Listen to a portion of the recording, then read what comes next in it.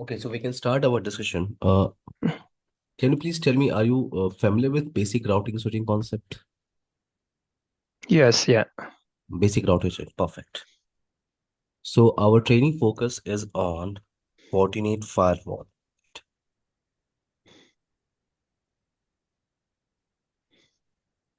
Our training focus is on Fortinet Firewall, and these are the modules we have. Okay, these are the Mm-hmm. modules we have to discuss in our complete training. So total we have approx 14 modules. Wait, I think I shared with you slides and notes, I think, Rojuma, right? Yes, I've got it, yeah. And lab setup software. Okay. Correct, yeah. So total we have 14 modules. Okay. This training will take minimum 24 to 28 hours. This training.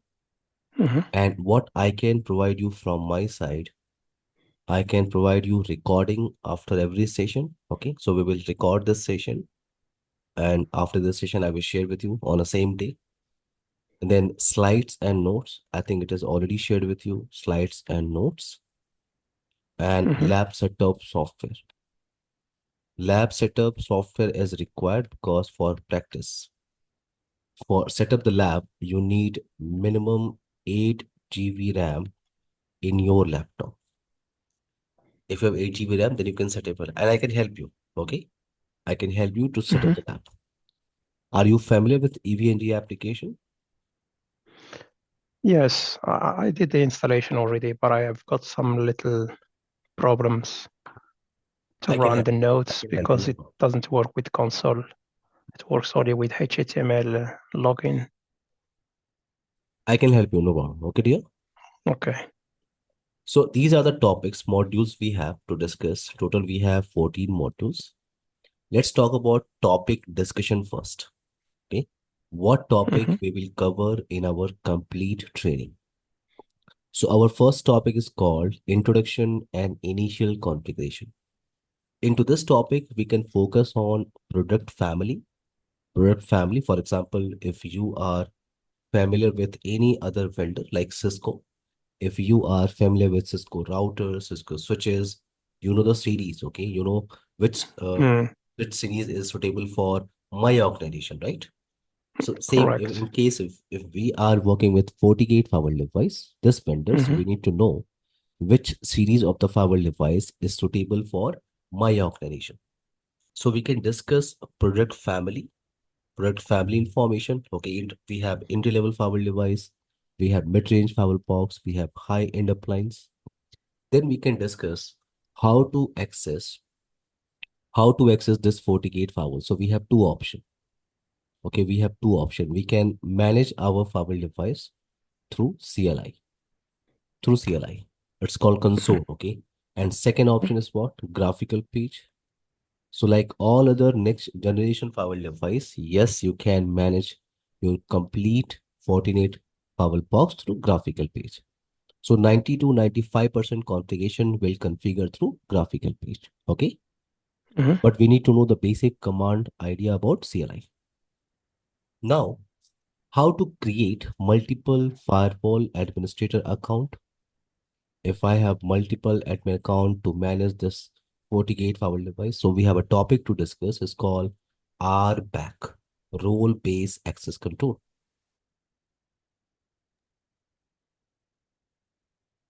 Role-based access control. Okay, in role-based access control, we can create multiple firewall administrator account. Now, Mm-hmm. how to work with interfaces? How to work with interfaces? For example, I want to configure physical interface. I want to configure logical interfaces. Okay, like how to configure physical port like Ethernet interface or fast Ethernet. How to configure logical interfaces. Do you have any idea about logical interface, Mojama? Any logical Yes. interface? Can you please help me? Any logical interface? Loopback, right? Loopback, sub interface, Sub VLAN interface. interface. Yes, sub interface.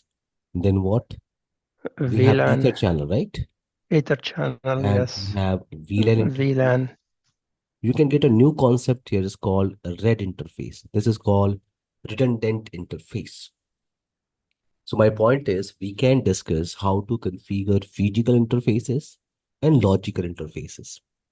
Now, Mhm. how to go with backup and restore option, or in case if I want to upgrade my firmware. For example, I'm working with 40 OS version 6.4 and I want to upgrade with 7.0 40 OS version. So how to upgrade our firmware version?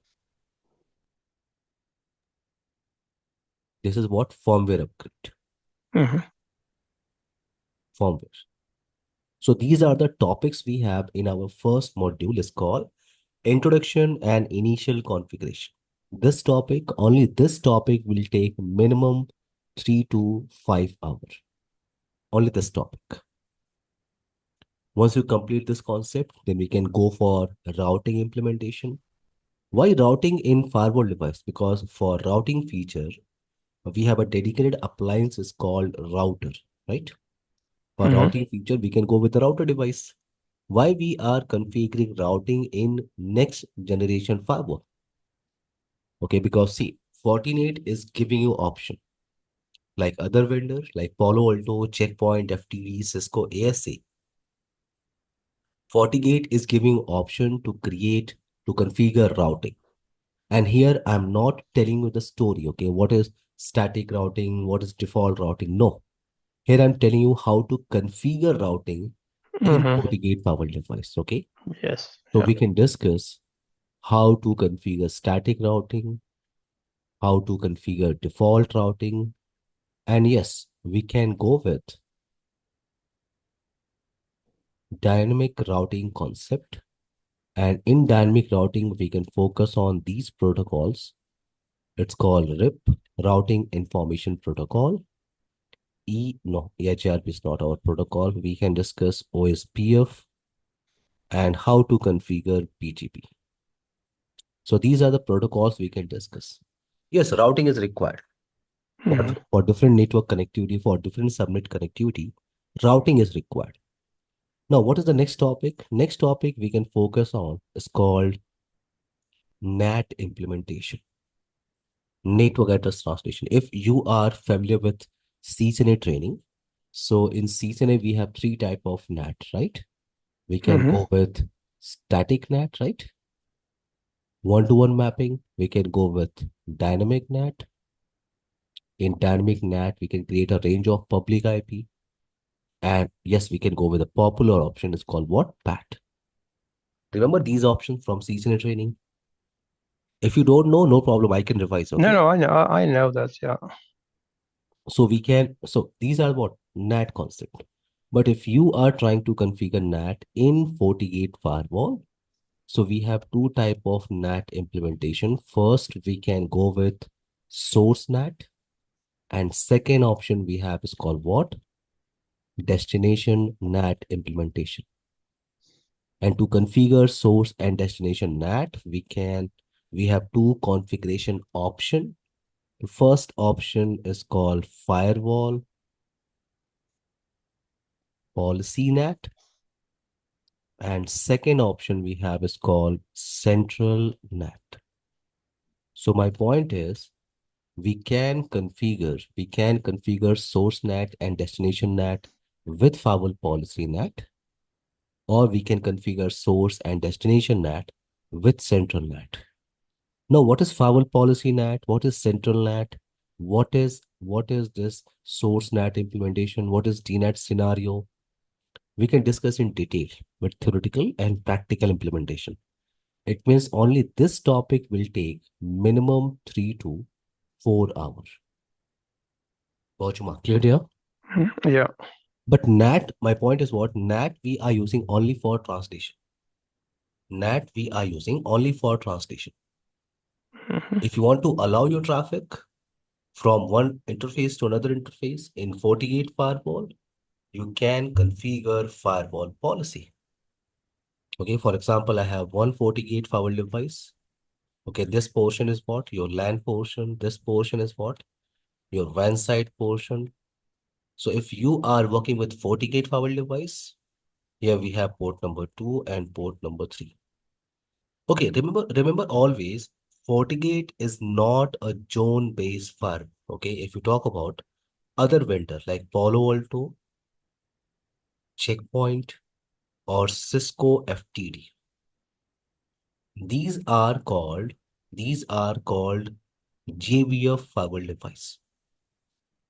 If you are working with any zone-based firewall, so the concept is if you want to allow your traffic from one zone to another zone, okay? For example, Mhm. if you want to allow your traffic from LAN zone to WAN zone, you can configure policy. You can configure policy. For example, in Palo Alto, you can create security policy. In Checkpoint, you can create access policy. In FTD, you can create access control policy. But FortiGate is not a zone-based firewall. No, FortiGate is not a zone-based firewall. In FortiGate, concept is what? If you want to allow your traffic from one interface to another interface. So FortiGate is not a zone-based firewall. If you want to allow your traffic from one incoming interface to another outgoing interface, yes, you can create policy. You can create policy, firewall policy. How to create firewall policies?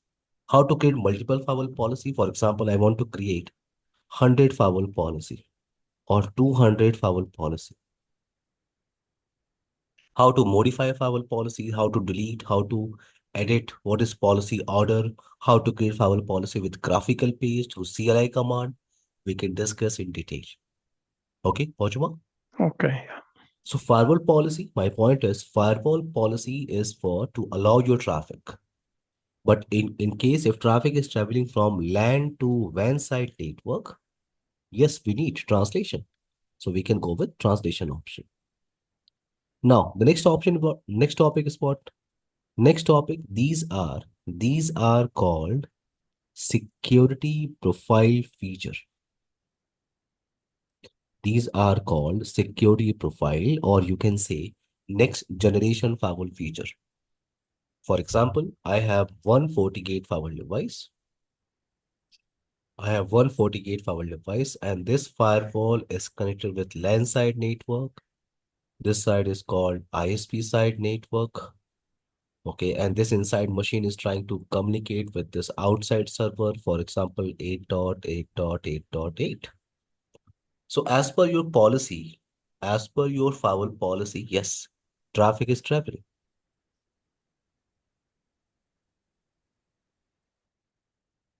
Mhm.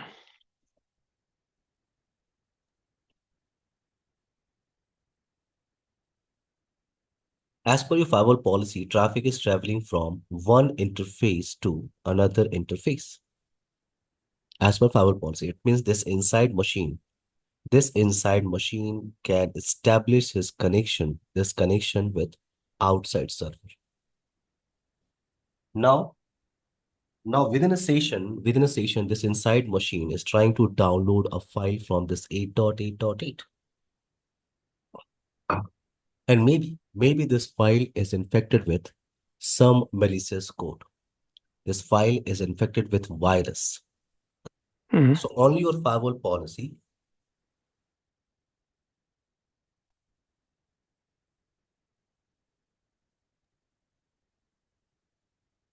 give me 1 minute.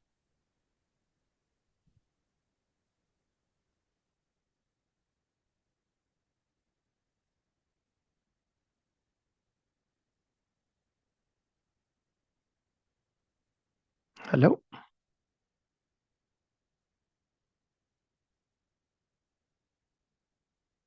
Hello? Can you hear me? Yes, please wait 1 minute, okay? 1 minute only. Okay.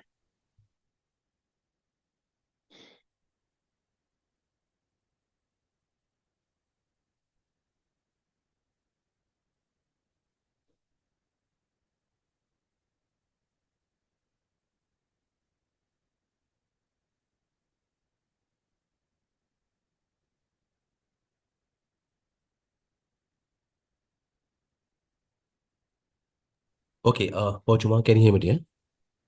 Yes, yeah. Okay, now.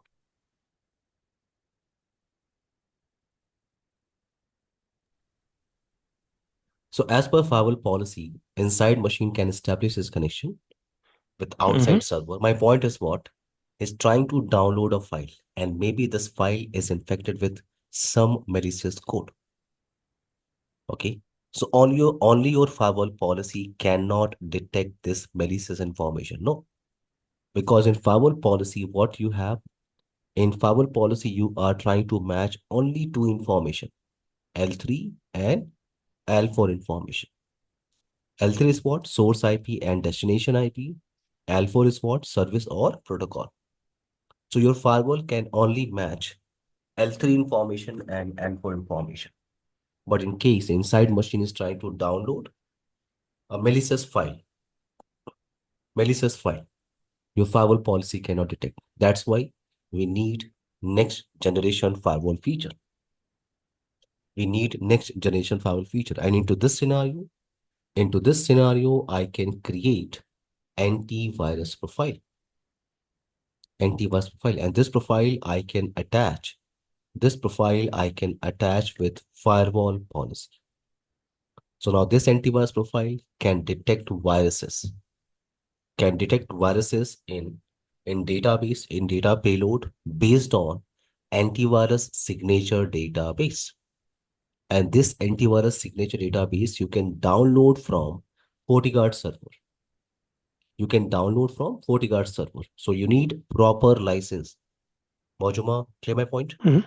You need Yes. proper, your device need to registered with Fortinet. You need proper license, antivirus license. Then you can download latest antivirus signature update. How to create, how to get signature update? This is not your task. Okay. This is not our Mm-hmm. task. Okay. This is Fortinet engineers responsibility. They can create attack signature. They can create antivirus signatures. You as a firewall administrator, you can download from FortiGuard server. If you have up-to-date signature database, then yes, your firewall can detect latest attack and can stop this traffic, can block this traffic, can block this session. So antivirus profile, this is what security profile, or you can say next generation firewall feature. Okay, we have other option like application control. Application control in FortiGate, you can say application control. In Palo Alto, you can say app ID, application identification.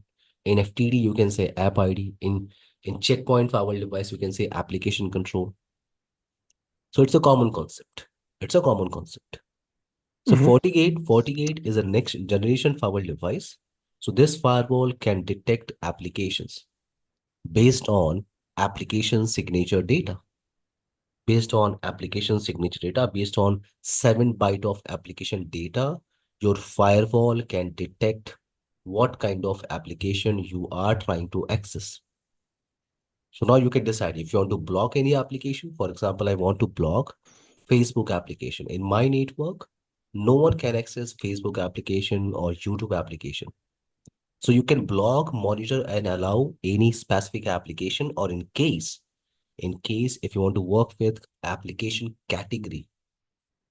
For example, I don't know which application is a part of gaming category, but I want to block.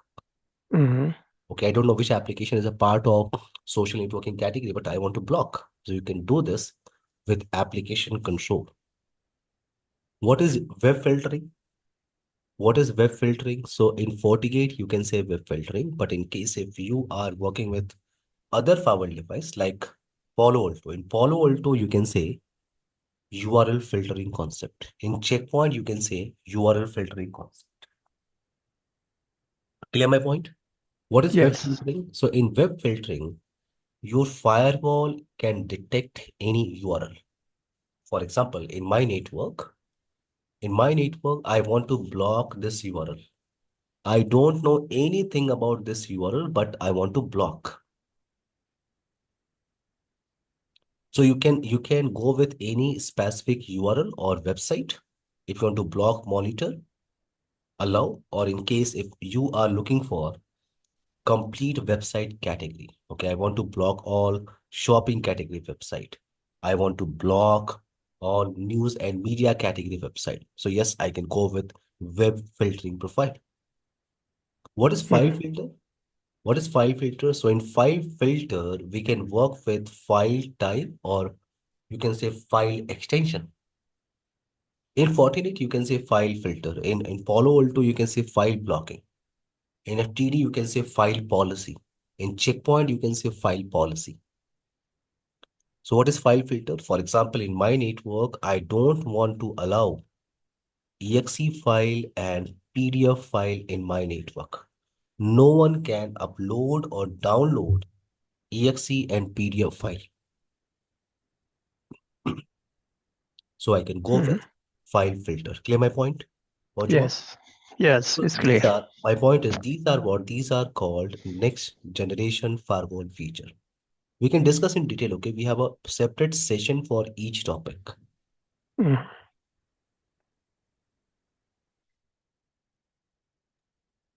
Okay, what is next topic? Next topic is what? Next topic we can discuss about firewall authentication.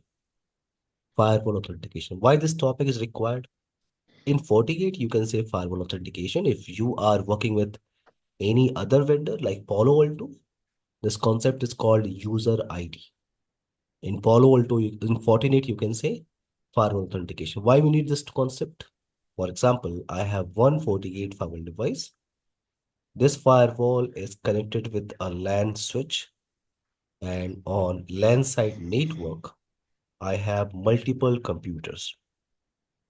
Multiple computers. For example, IP address is 192.168.10.10. Now, this site is a public facing network. Outside, we have a server, for example, 8.8.8.8. So as per your policy, my point is, as per your firewall policy, this 192.168, this 192.168, 10.10, 10.10 can communicate with this 8.8.8. Okay, you have a firewall policy. Firewall policy name is rule 1, for example. So if Mhm. anyone will hit on rule number 1, traffic is traveling, traffic is allowed, inside machine can access. As a firewall administrator, if I'm trying to verify log information, if someone will hit on rule, if someone will hit on policy rule, I want to verify log information. So in logs, I can only get source IP and destination IP. I don't have full visibility, Mozuma. Mhm. I don't know which user account. I only have what? Source IP and destination IP. I don't know which user account is trying to access this malicious file. Which user account is trying to click on this malicious link. Maybe onto this machine, multiple users are working on a different time, right? Yes. So I don't have full visibility. I have only IP address information. So for full visibility, what you can do? You can create user account. For full visibility, you can create user account. And to create user account, you have two options. You have two options. First, you can create user account in local database. Local database. For example, you can create, if you are working in a small network, okay, yes, you can create user account in FortiGate firewall local storage, local database. But in case if you are working in a big network where you have a remote authentication server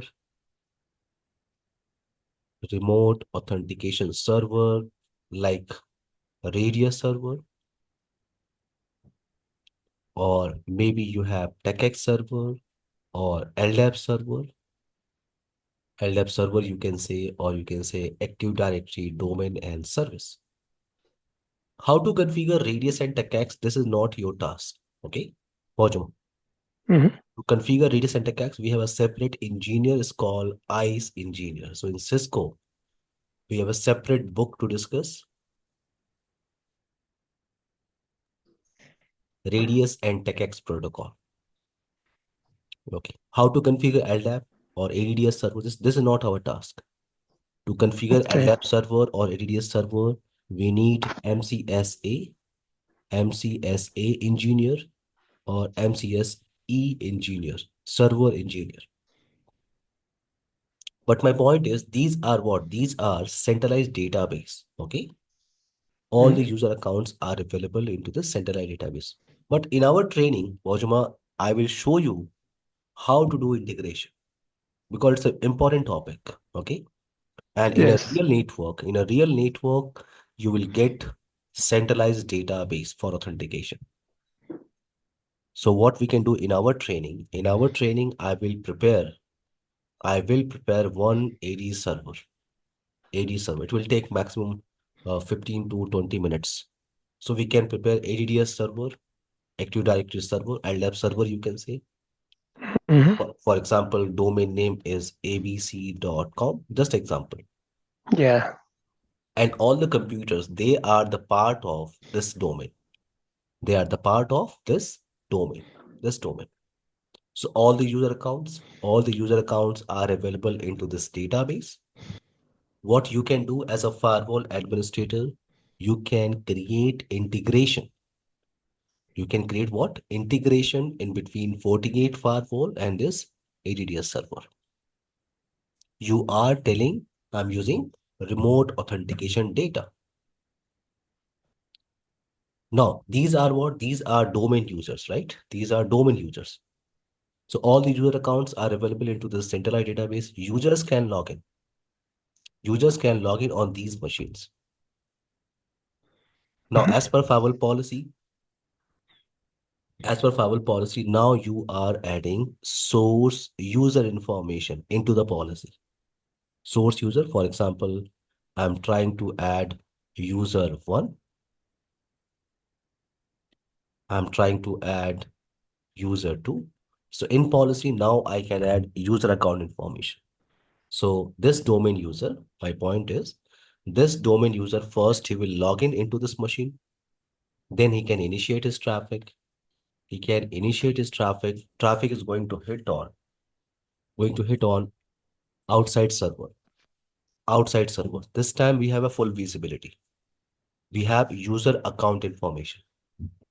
We have what? User account information with IP address. I have what? User account information. This one is what? For example, user one number one. When traffic will hit on firewall device, firewall will check, yes, there is a policy for this user account.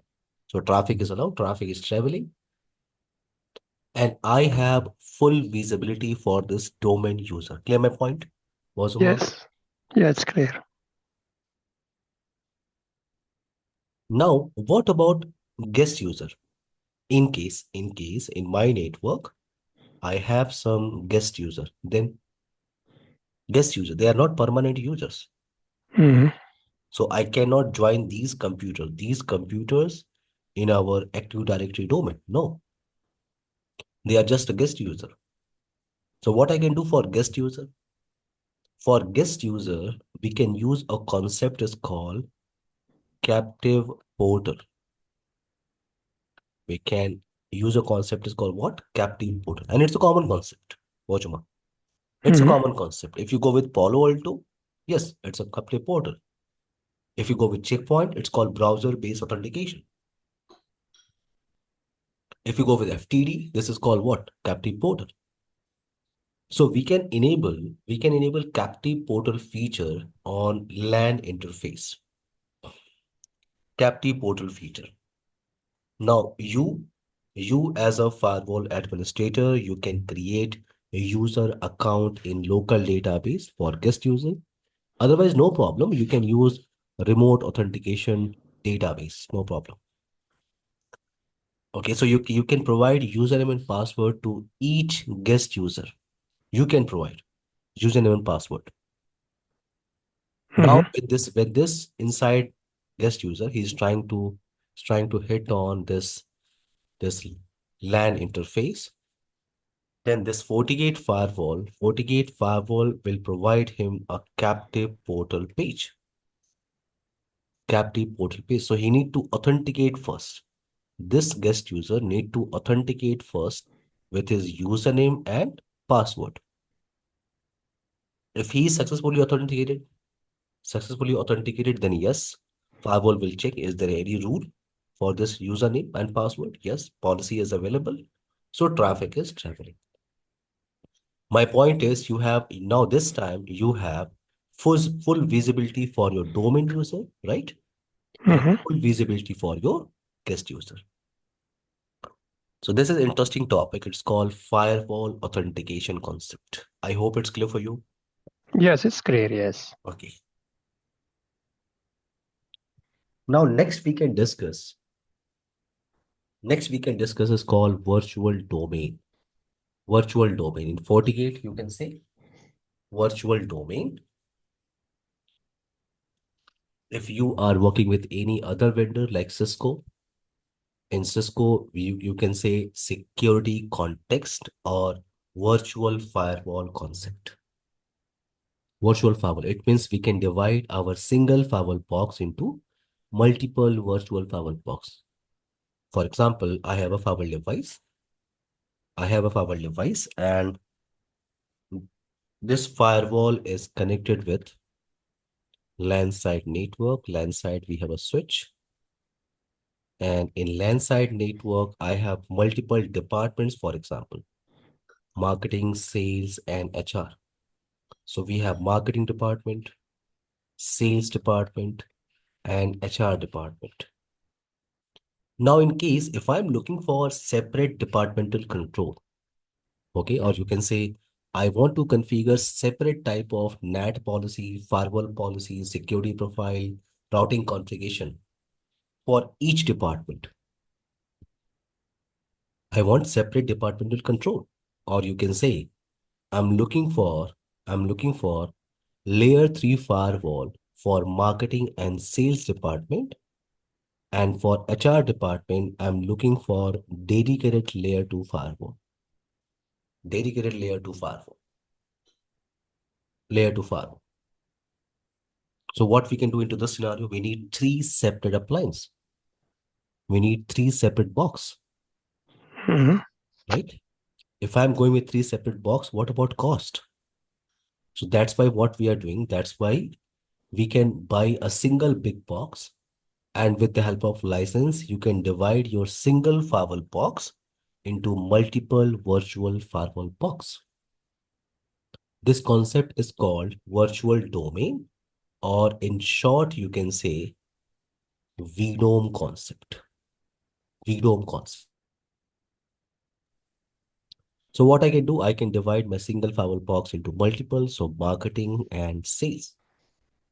Marketing and sales. This is what marketing firewall box. This one is your sales firewall box. This one is your HR firewall box. Now these interfaces are called resources. So first you can divide your single firewall box into three firewall box, and there is no any communication. There's no any communication in between marketing, sales, and HR. Marketing and sales firewall box, they don't know anything about this HR. There's no communication. You have three Mm-hmm. separate appliances. Okay.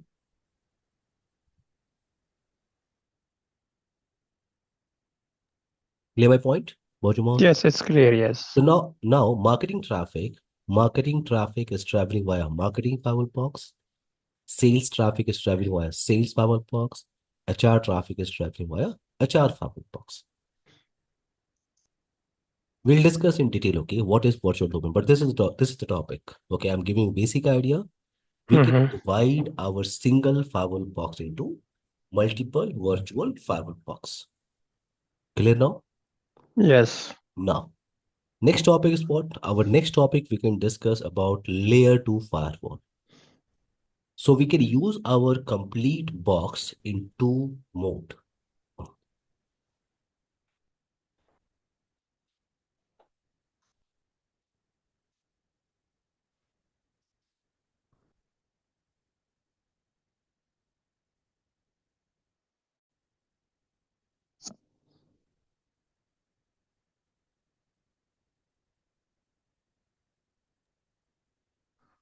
Bojuma, can you hear me, dear?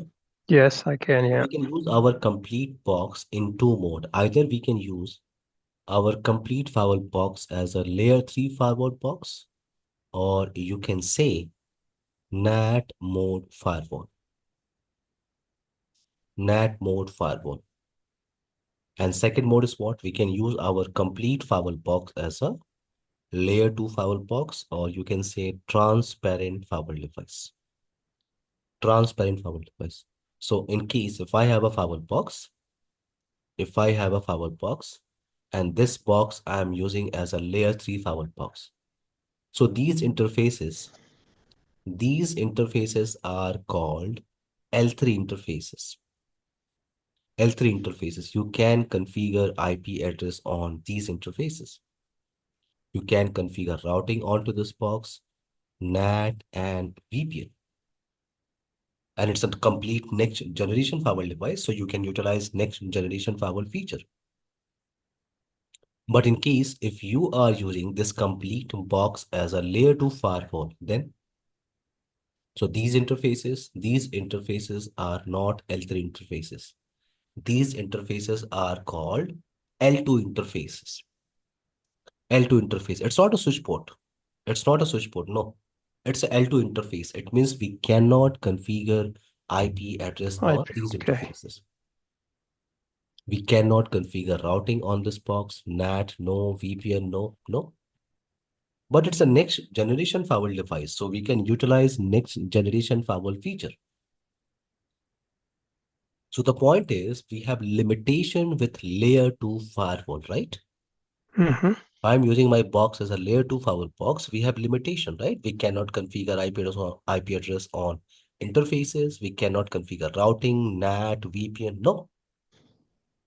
So in this scenario, I can use my complete firewall box as a next generation firewall device. In this scenario, I can use my firewall box as a layer 2 firewall or as a transparent firewall device. We'll discuss in detail, okay? We Okay. will discuss in detail. So we have a topic, layer 2 firewall. Clear now, my point? Ojma? Yes, it's clear. Yeah. Now, next topic we can discuss is called login and monitoring. And this topic is important because this topic we are using for troubleshooting.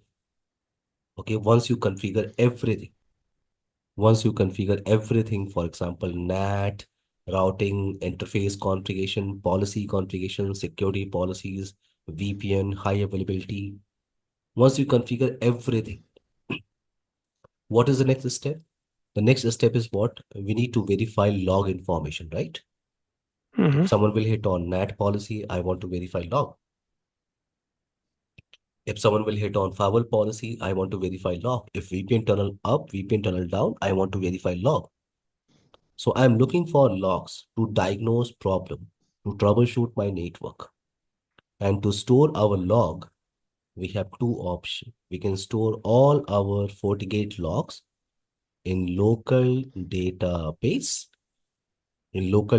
So in case if you are working a small network, okay, you are receiving limited logs, so no problem. You can go with local storage. You can go with local database. But in case every day you are receiving 5,000, 10,000 logs, and you want to send these logs on a remote logging server, you want to store all your logs on remote logging server. So yes, you can go with remote logging server. We have two options.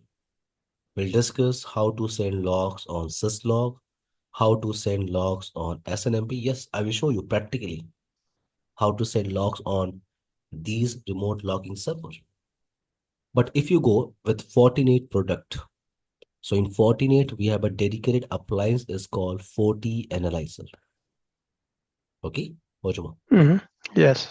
FortiAnalyzer is a device. Okay, we can store all Fortinet products logs, not only Fortinet firewall. Okay, FortiManager log, FortiGate firewall logs, FortiSwitch, FortiCamera, FortiAuthenticator. Okay, we can store all Fortinet products log on a centralized location. You can go with FortiAnalyzer. Okay, this is about a separate training. It's a part of NSC 5. This training is what? NSC 4. Okay, you are discussing what? NSC 4 training, Fortinet firewall. Okay, when you go with NSC 5, so yes, this is our module, FortiAnalyzer. Yes, that's the But plan. I want to do this as well. yes, So yes. yeah. So first we can discuss. First we can discuss what? Here we can discuss what syslog and SVP in our training. But when you Hmm. go in NSE 5, yes, we'll discuss how to work with 40 analyzer and logs. Now we can also discuss what packet capture, and it's an important topic. I want to capture live packet, okay, for troubleshooting. And for capture our packet, we have two options. Either you can capture your packet with graphical page. Okay, you can capture your packet in graphical page. You can download in PCAP format. And this PCAP format file you can open in any packet capturing tool, for example, Wireshark. For example, Wireshark. Or you can go with CLI option. CLI. CLI is what? In case if I don't have graphical page access, I don't have any packet capturing tool, but I'm looking for live packets. So yes, you can go with CLI. And this one is very important topic for Fortinet Firewall, for FortiAnalyzer, for FortiManager. Okay. Hmm. In case if you are working with Fortinet SD-WAN, CLI packet capture option is an important topic. Okay, here we can discuss diagnose sniffer packet.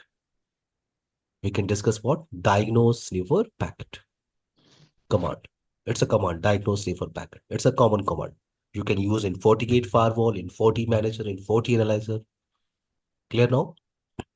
Yes. So this topic is important. Here we can discuss all type of logs. We can capture our packet. Now let's take a break for 5 minutes. Bojma. Okay. Yes, it's good. So Yeah. 12:30, 10 minutes break, then we can continue. It's a 10 12 minutes. on my Okay. side. Good. We'll Okay, discuss that's good. at 12:40. Okay. Yes, it's good. Yeah. Please turn off your mic. Please turn off your mic. Okay. Thank you.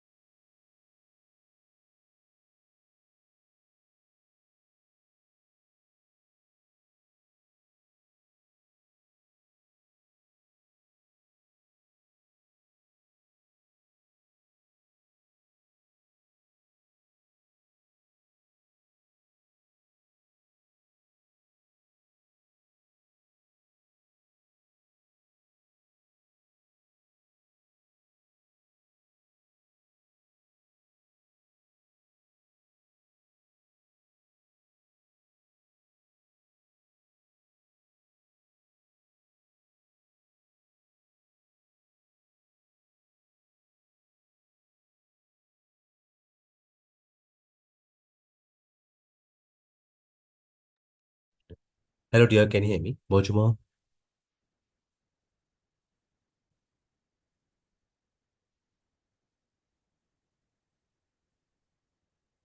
Bonjour. Can you hear me, dear?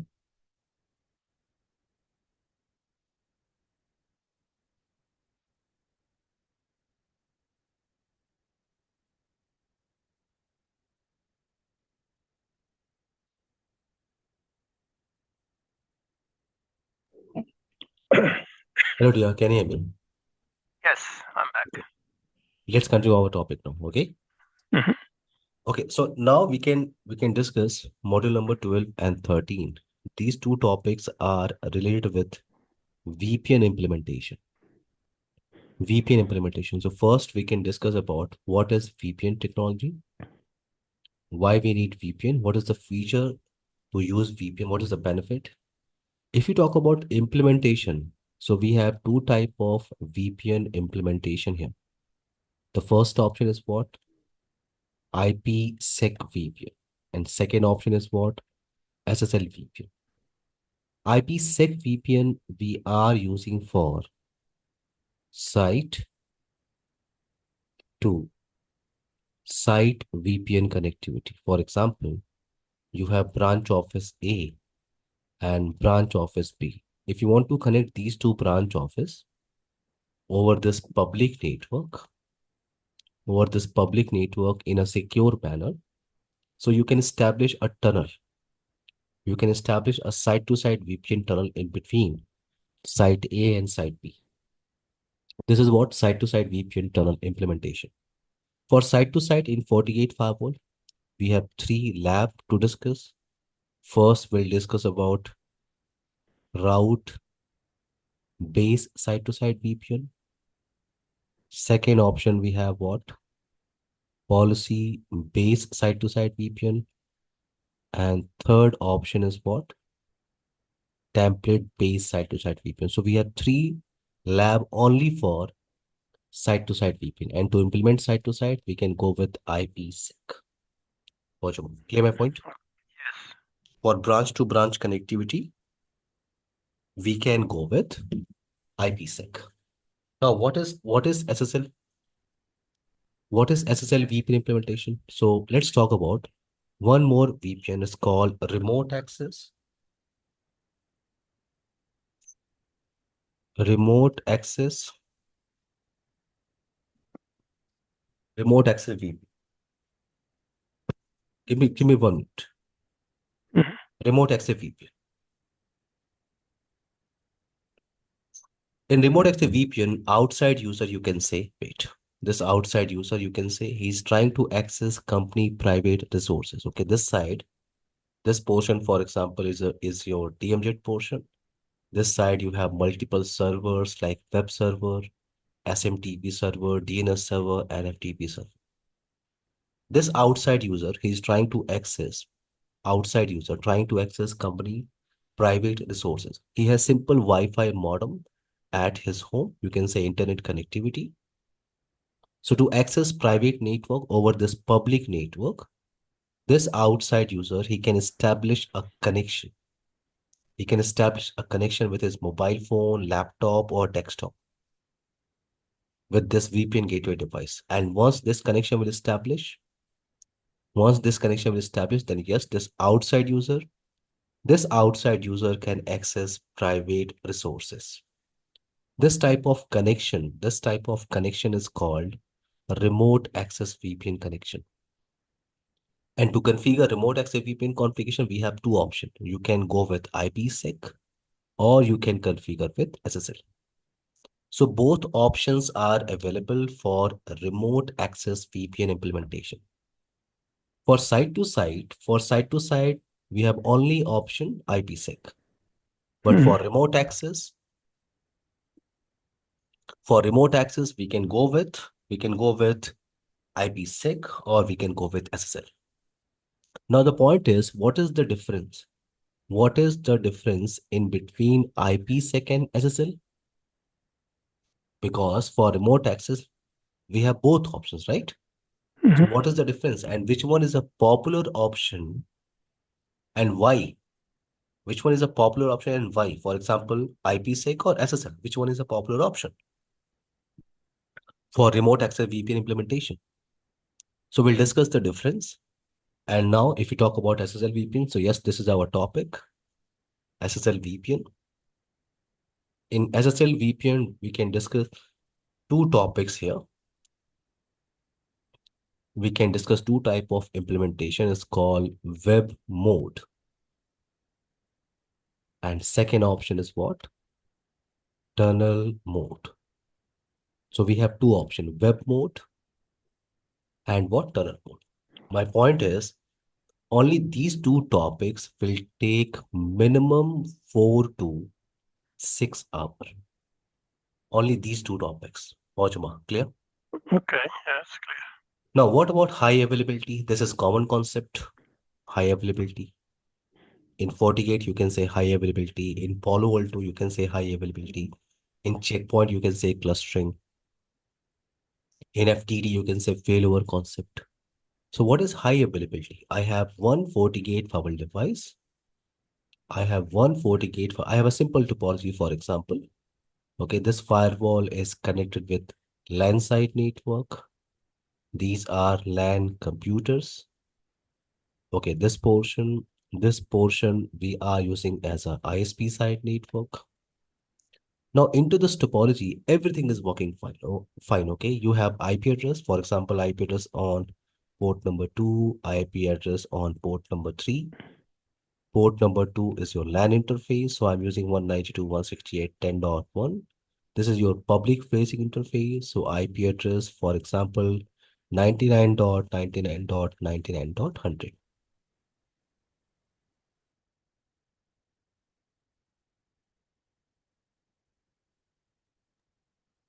Now into this topology, everything is working fine. This inside machine, this inside machine can travel to through the firewall box. But the problem is here we have a single firewall box. Here we have a single firewall box. In case if this box goes down, then if this box goes down, then you will lost your connectivity. Your LAN user, they cannot go on internet side, right?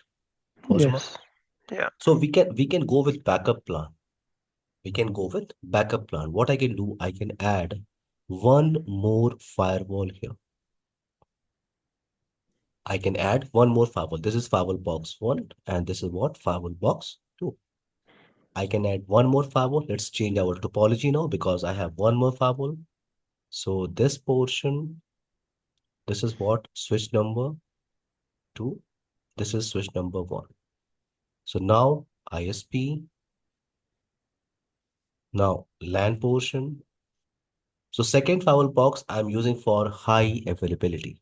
I'm using for backup. If we talk about high availability mode, so we have two options to discuss: active passive high availability and active high availability. Active passive, active active. In case if you are working with active passive, in active passive mode, one firewall is actively manage your traffic. It's an active firewall box. And second firewall box status is what? Passive, or you can say standby. Now in between firewall box 1 and firewall box 2, yes, we have a failover link, or you can say HA link, high availability link. So this box is active, firewall box 1. So no problem. Traffic is traveling. Traffic is traveling through the firewall box. And through this HA link, firewall box 1 is sending hello packet, you can say, or heartbeat information, you can say, or HA status information, you can say. Firewall box 1 is sending hello packet to firewall box 2. He's saying what? Hello, I'm active. So firewall box 2 status is what? Passive. In case if this box goes down, and firewall box 2, he is not getting any hello packet through this failover link. So firewall box 2 can get an idea, this box is down now, and now I'm going to change my mode and I am active firewall box, and traffic is automatically traveling via this site. Clear my point? Yes. Right now I'm giving you a basic idea. We'll discuss in detail, okay? What is high Mhm. availability? What is troubleshooting scenario? What is the requirement to configure? What is FGCP protocol? We'll discuss in detail. Okay. So my Okay. point is what in active passive, you can utilize only one firewall box in your high availability cluster. You can utilize only one firewall box. But in case if you want to utilize all your firewall box in your high availability cluster, then yes, you can go with active feature. In active mode, all the firewall devices in your high availability cluster, they are Mhm. acting as a active firewall box. So they are using load balancing technique. Traffic is traveling through firewall box 1, other traffic is traveling through firewall box 2. So we'll Mhm. discuss in detail about high availability. It means only this topic will take minimum 2 to 3 hours with theoretical and practical implementation. Clear now? Yes. Okay. So let's start our discussion with basic firewall box. I'm not talking about Fortinet right now. Let's talk about some basic idea about firewall box. Can you please help me? What is firewall device? What do you think about firewall? Ojuma? Yes. Well, firewall device is a device that it's filters, or if it's gives traffic from one side to another, from one network to another, from inside to outside, or to restrict traffic from outside to outside Yes, we can based allow, on we can on allow and we policy. can filter our traffic, right? Yes. Okay. Now, so we have two type of firewall device. We have second generation firewall, okay, and we have what? NGFW, next generation firewall device. So if you are working with any second generation firewall device, a great example is what? Cisco ASA. Cisco ASA firewall device is a second generation firewall device. So this firewall can allow or block your traffic based on two information, L3 and L4.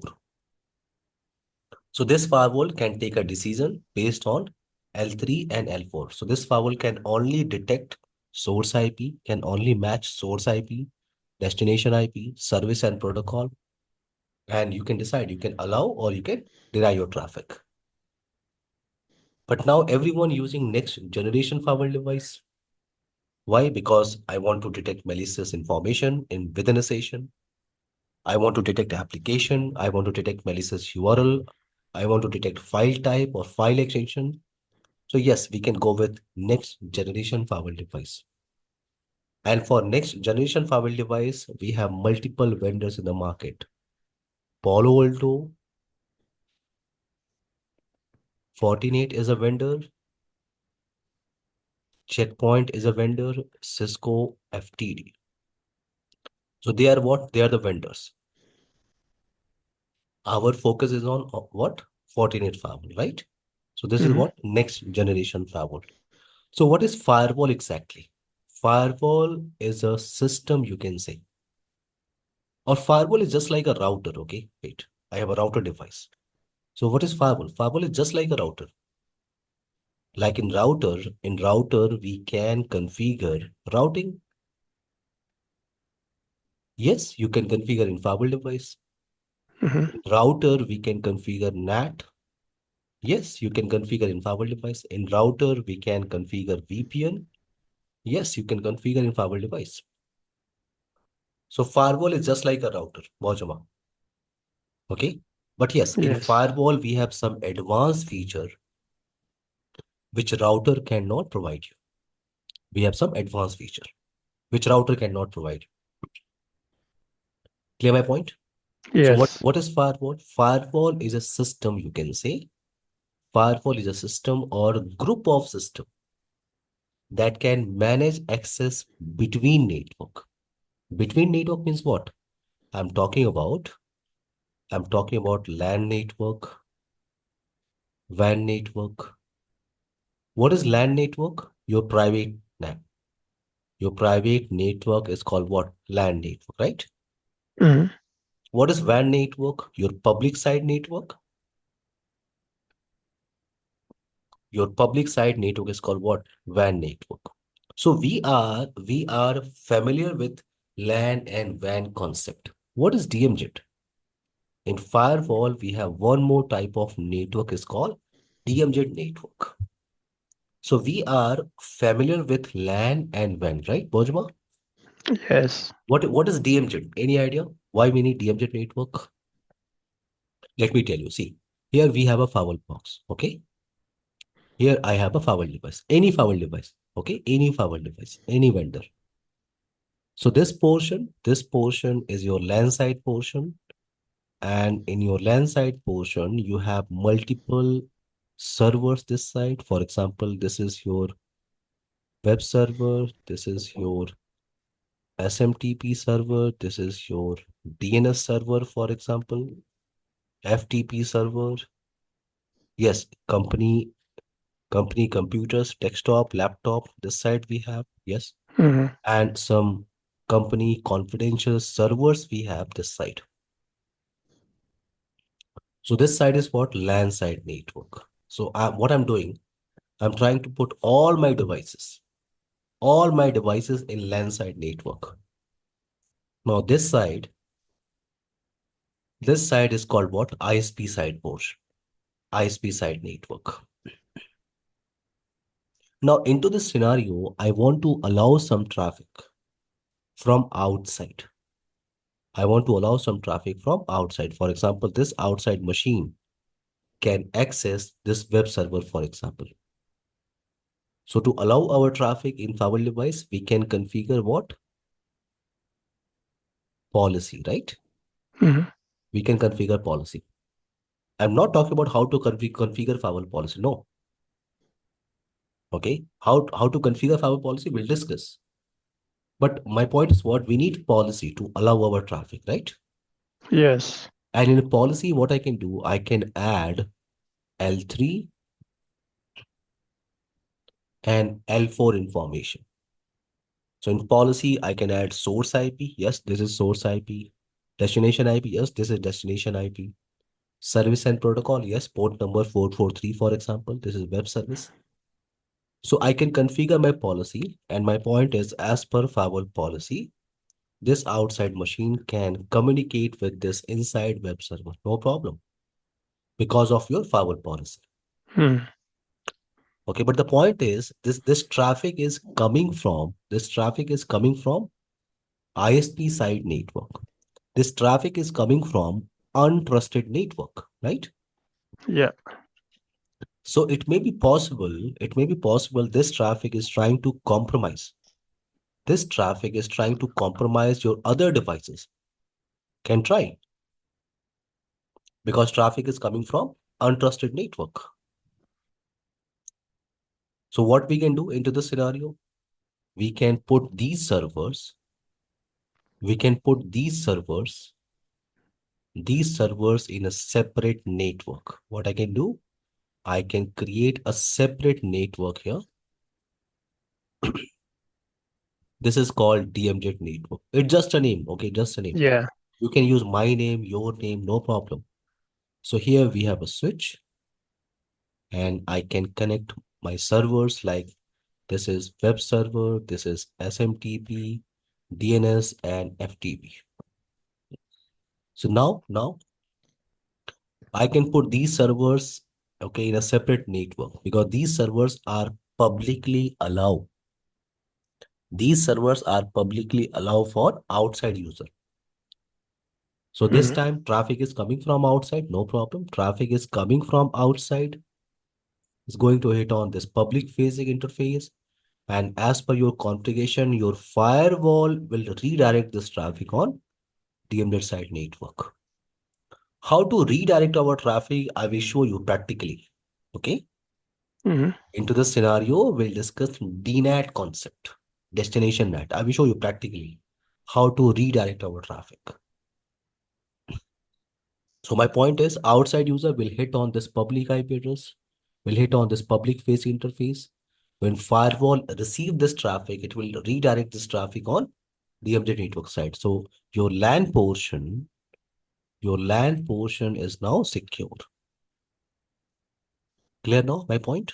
Yes, it's clear. So what is DMZ network? In DMZ networks, we can put our servers, and these servers are publicly allowed for outside use. Now, let's talk about one more common concept here. Next common concept is called what? Stateful firewall. Stateful firewall. What is stateful firewall? Concept. It's a common concept. It's a Mm-hmm. common concept for any firewall device. So what is stateful firewall? For stateful firewall discussion, let's add a firewall device here. Any firewall, for example, I'm using Cisco ASA. Just example, Cisco ASA. Cisco ASA firewall, this side I'm using as a LAN side portion, and this side I'm using as a outside network. Outside we have a server is called 8.8.8.8.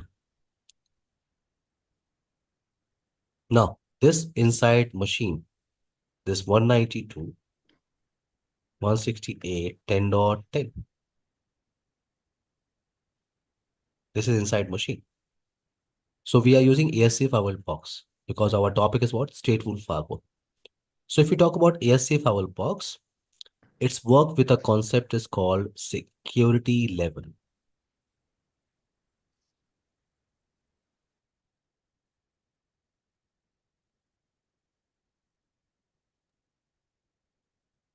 Its work with a concept is called what? Security level. Mm-hmm. Security level is what? If you go to any interface, for example, this interface, and if you type this predefined keyword INSIDE, if you type this predefined keyword, inside keyword on any interface, for example, this is fast Ethernet 0/0. If you type this predefined keyword on 0/0, this interface will get a security level 100. This is your public facing interface. Wait, this is your public facing interface. For example, fast Ethernet 0/1. On this interface, I'm using any other keyword, not inside, any other. Your name, my name. For example, I'm using outside. So this interface will get a security level 0. So security level range is in between 0 to 100. 0 to 100. Now, in Cisco ASA firewall, by default, traffic is allowed. By default, traffic is allowed from higher security level to lower security level. No need to configure any policy. Only in Cisco ASA firewall box. I'm not Mm-hmm. talking about Fortinet, Palo Alto, Checkpoint, FTD. No. But in Cisco ASA firewall, by default, traffic is allowed. No need to configure any policy. By default, traffic is allowed from higher security level to lower security level. So as per default concept, this inside machine, for example, this inside machine is trying to communicate with this 8.8.8. So this traffic will go and hit on firewall interface. Firewall will check, okay, this traffic is going to hit on higher security level and trying to go to lower security level. And as per default concept, traffic is allowed. So traffic is traveling through the firewall box. Traffic is traveling through the firewall box. So if traffic is traveling through the firewall box, through the appliance, then firewall will maintain the state of connection in a table. This firewall will maintain a state of connection in a table is called state table, or you can say session table, or you can say connection table. And what it maintained in session table, in state table, it maintains source IP, source port number, destination IP, destination port number. As per our task, our source IP is what? Our source IP is 192.168.10.10. Our source port number is 52,000, for example. Mm-hmm. Destination IP is 8.8.8.8 and destination port number is 443. So traffic is traveling. My point is traffic is traveling. And when traffic is traveling through the appliance, through the firewall box, firewall will maintain the state of connection in connection table. Now, what about reply packet? What about reply packet? If 8.8.8 will give a reply packet. This reply packet will go and hit on this interface. And on this interface, we have a security level 0. So this time traffic is trying to travel from lower security level to higher security level, and lower to higher, everything is denied. So my point is when traffic will go and hit on firewall any interface, then firewall will check this traffic information in state table or in connection table. So firewall can verify, okay, this traffic is from 8.8.8. Yes, I have entry. And this traffic is for this IP address 192.168.10.10. So based on state table information, firewall can say, okay, this is not a new connection. The traffic was initiated from inside because I have information in my state table. This is not a new traffic. Bojuma, clear my point? Yes. Based on state table information, firewall can say this traffic was initiated from inside network. It means this is just a reply packet. Okay, so firewall will allow this reply packet because information is available in state table. This concept is called stateful firewall inspection. What is stateful firewall inspection? When traffic will go and hit on firewall device, firewall will firewall will maintain the state of connection in connection table, then forward the traffic to the outside. Then when reply packet will come, firewall will check this traffic information in state table.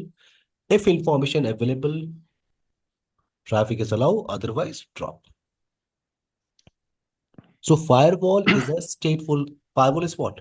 It's a stateful device. If you talk about router is what? Stateless device. Clear now, Bojma? Yes, it's clear. Yeah. Okay. Now let's talk about our Fortinet firewall. Now this time, wait.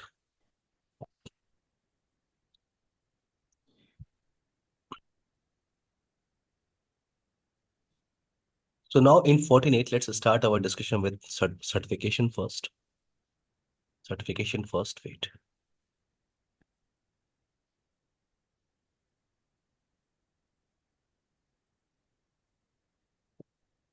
Okay, so in Fortinet, these certifications are called NSC certification. If you are familiar with Cisco certification, so we have CCNA, right? Mm-hmm. CCNP certification and CCIE certification. If you go with Palo Alto, so you have PCNSA,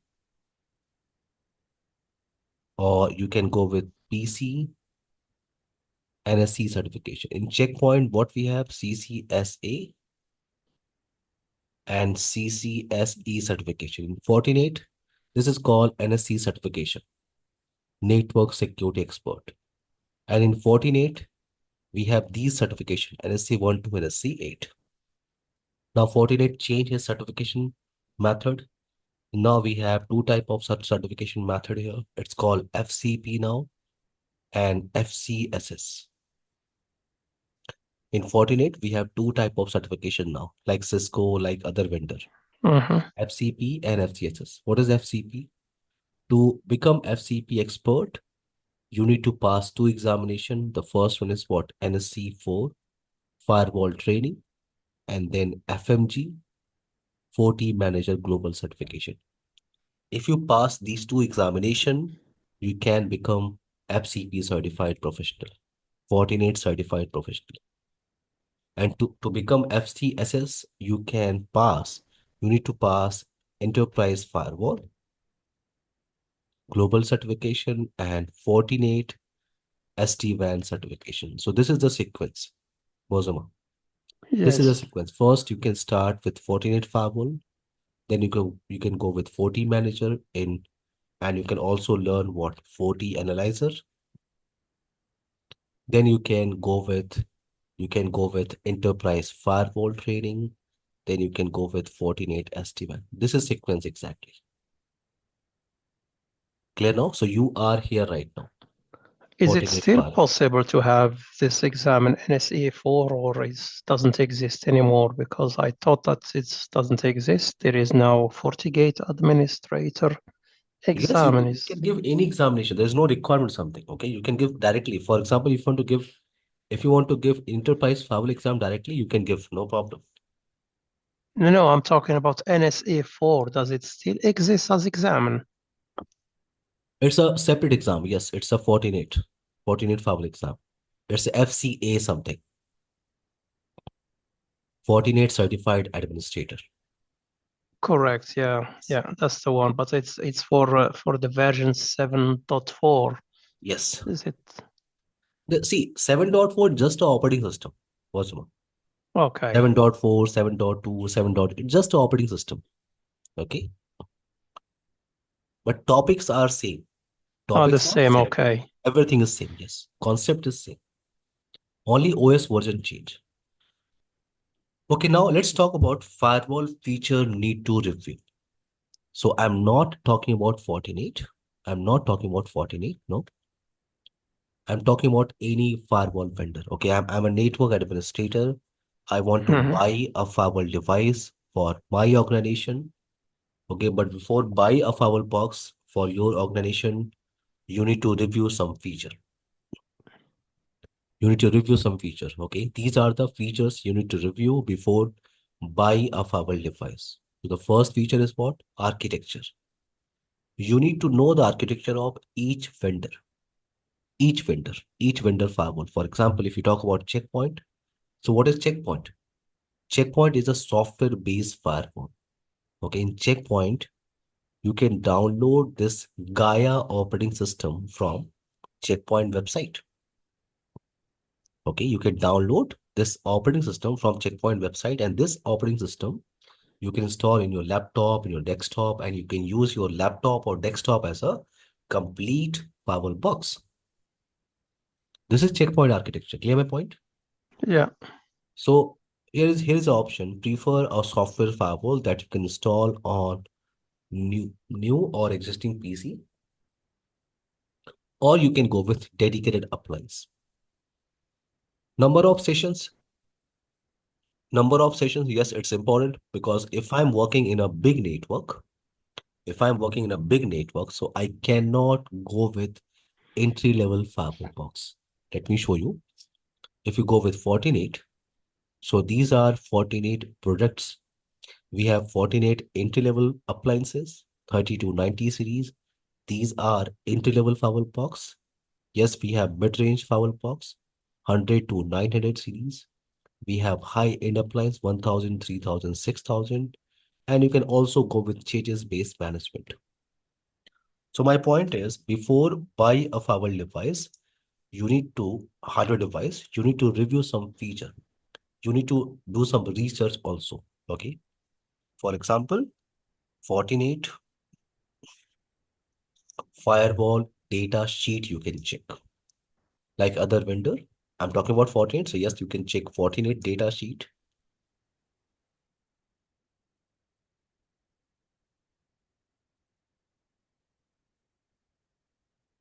So in Fortinet data sheet, you can see these are firewall devices. Fortinet 30G, Fortinet 40F, wait, 40F, Fortinet 50G, 60F, 70F. These are the firewall modules. Okay, and Mhm. you need to check this data sheet. It's important. You need to do some research before select a hardware appliance. Okay, for example, if you go with FortiGate 30G, okay, so this firewall can support approx 6 lakhs sessions. This or in this firewall, you can create maximum 2000 policies. Clear my point? Yeah. So these are the option interfaces you can verify, virtual domains you can create or not. So you need to check first. You need to do some research before select a hardware. Okay, why? Because if I'm working in a big network, I cannot go with entry-level firewall because this entry-level firewall can support limited number of sessions. So how many concurrent firewall session does firewall need to support? We need to review this feature. VPN, in case in my network, in my organization, they are using site-to-site VPN implementation. They are using IPsec, remote access, SSL. So can I configure this VPN in Fortinet firewall into this firewall box?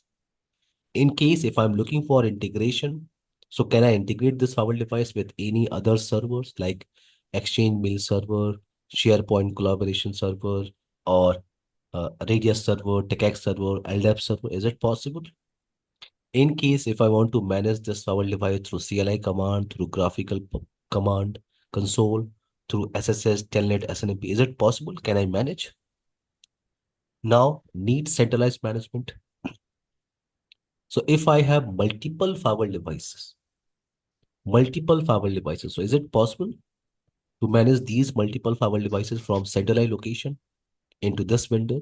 For example, if you go with Palo Alto firewall, PA firewall box, Palo Alto firewall. So to manage multiple Palo Alto firewall device, we have a separate appliance is called Panorama.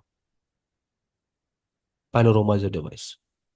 To manage multiple checkpoint gateway or checkpoint firewall, to manage multiple checkpoint gateway or multiple checkpoint firewall, you need a centralized management device. In checkpoint scenario, it's called checkpoint management, or you can say SMS server. If you are working with Cisco next generation firewall device, Cisco FTD, so to manage multiple FTD appliance in Cisco, you need FMC device, Firepower Management Center. My point is, in every vendor, we have an option for centralized management. We are talking about Fortinet. So in Fortinet, to manage multiple FortiGate firewall, yes, we have FortiManager device. So Fortinet is giving option. Clear my point? Yes. Fortinet is giving option. Yes, if you want to manage multiple Fortinet products from a central location, no problem. You can do this. High availability in my network. I want to implement high availability solution. Can I configure high availability? So these are some basic feature you need to review before buy a firewall device. Now let's talk about default factory configuration. Default factory configuration first. Wait. So what is factory default setting? Okay, I have one high-end appliance or mid-range firewall box. If I have high-end appliance like FortiGate 300F, for example. So in high-end or in mid-range firewall device, you can get a dedicated management port. You can get a dedicated management port. And yes, you have data interfaces, no problem. These are data interfaces. You can connect your LAN, WAN, and DMZ. But in high-end and mid-range appliances, what we have management interface, dedicated management interface. So you can connect your management PC with this management interface. By default, on this management port, by default, we have this series of IP. This series of IP. So same series of IP you can configure here. You can configure on this management PC. By default, these services are enabled. These services are enabled by default. Ping, HTTP, HTTPS, and SSH by default. So you can verify your connectivity to access graphical page. Yes, we have option. You can access through CLI option. But in case if you are working with any entry-level firewall device, so in entry-level firewall device, we have only data interfaces. We have only data interfaces. For example, port number 1, port number 2, port number 3, port number 4, port number 5. So we have only data interfaces. So port number 1, I can use as a management port. You can use any interface as a management port, no problem. Mm-hmm. But by default on port number 1, these services are enabled only on port number 1 by default. That's why we can use port number 1 as a management port. So you can take a console of this firewall device. You can configure IP address on this interface. On this interface, same series of IP you can configure on this management PC. Then you can access. Username is admin and password is nothing. Let me show you. Wait. Let me show you this option.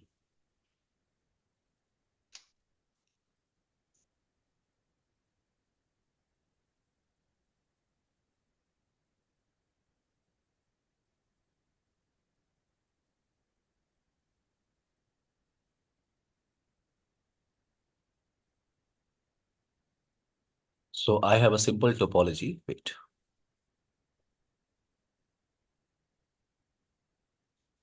Okay, I have a simple topology. 140. Let's add a new file. So for basic configuration, what I have a simple topology. 140 firewall device.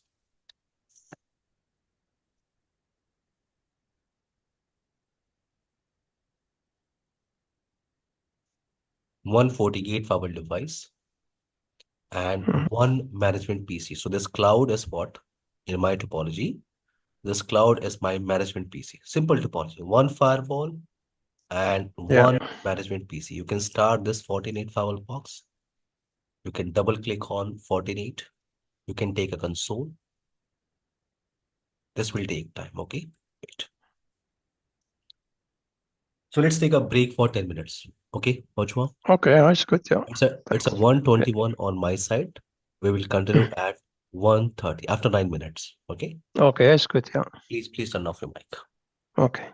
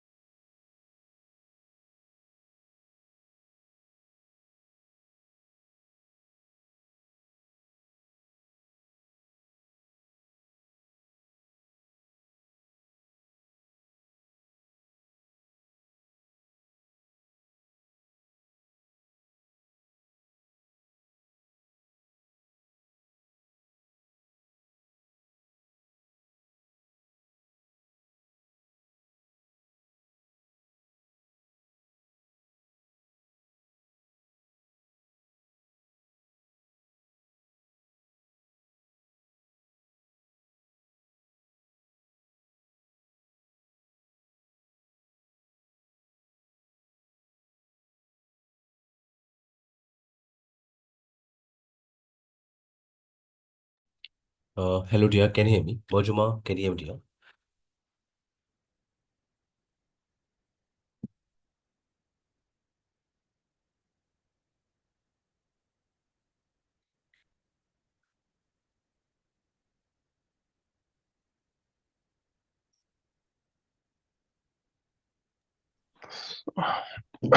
Hello, dear. Can you hear me? Yes. Okay. Let's continue our topic now. Okay. So we have a simple topology for basic implementation. One FortiGate firewall device and one management PC. So this is FortiGate firewall console page. Username admin. Password is nothing. You can press enter and now you can set your password. So I'm using password 123123. Now we are in FortiGate firewall. You can type question mark here. You can see multiple options are available. Multiple options are available. Config, get, show, diagnose, exit, multiple options. Let's start our discussion with show command. Okay. So I'm using what? Show system interface command. With this command, I'm trying to verify IP address information on interfaces. So we have four data interfaces here. See, port number 1, port number 2, port number 3, and port number 4. By default, on port number 1, these services are enabled. See, by default, right? Yeah. By Mm-hmm. default. But if you check on port number 2, nothing is allowed. Port number 3, no. Port number 4, no. That's why we are using port number 1 as a management port. By default, on port number one, DSCP service is enabled by default. So if you connect this port number 1 with any DSCP server, this interface can get a IP address automatically. Okay, automatically. So let's configure IP address on this interface, port number 1. So to configure anything, you can use config command. Config. So command is config system interface. Now you are in interface mode. Here you can type edit and which interface you want to edit, port number 1. You can press enter. So by default, DSCP service is enabled on this interface, but I want to configure IP addresses statically. So you can use a command set mode static because I want to configure IP address statically. Now Mm-hmm. set IP is a command. So in my topology, I'm using 192.168.190/24. Now you can use set allows command if you want to allow some services on this interface. Question mark, you can see multiple services are available. See, Mm-hmm. so right now I want to enable, for example, HTTPS, ping, and SSH. Yes, you can press enter. And once you configure everything, and if you want to save your configuration, if you want to live your configuration, you can type end command here. With end command, this configuration is saved now and live now. You can verify with show system interface command. So here we have IP address 192.168.1.190. So this cloud is what? This cloud is my physical laptop. This cloud is what? My physical laptop. So I can verify my connectivity from this physical machine. I can verify my connectivity because I'm using same series of IP here. See, 192.168.1.network. So let's verify our connectivity. Ping 192.168.1.190. You can press enter.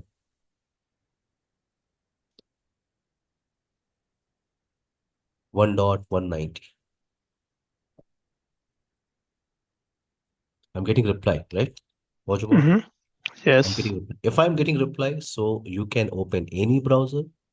For example, I'm using Google Chrome, for example, 192.168.1.190 IP you can type. This is graphical page. This is what? Graphical page. Username admin, password 123. So this is graphical page for FortiGate firewall device configuration. This is what CLI page. This is CLI page, and this one is your graphical page. On Mm-hmm. graphical page, multiple options are available. See, dashboard, network, policy and object, security policy, VPN, user authentication system, security fabric, login report. Multiple options are available. Okay, so let's start our discussion with dashboard first.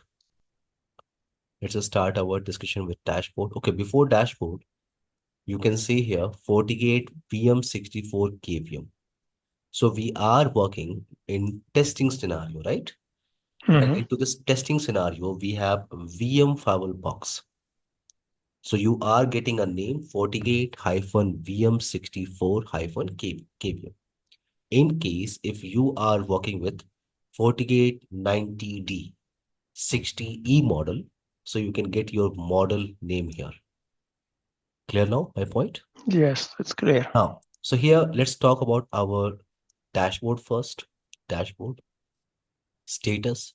So this is your dashboard. This is your dashboard, and this is common page for any next generation firewall device. It's a common page.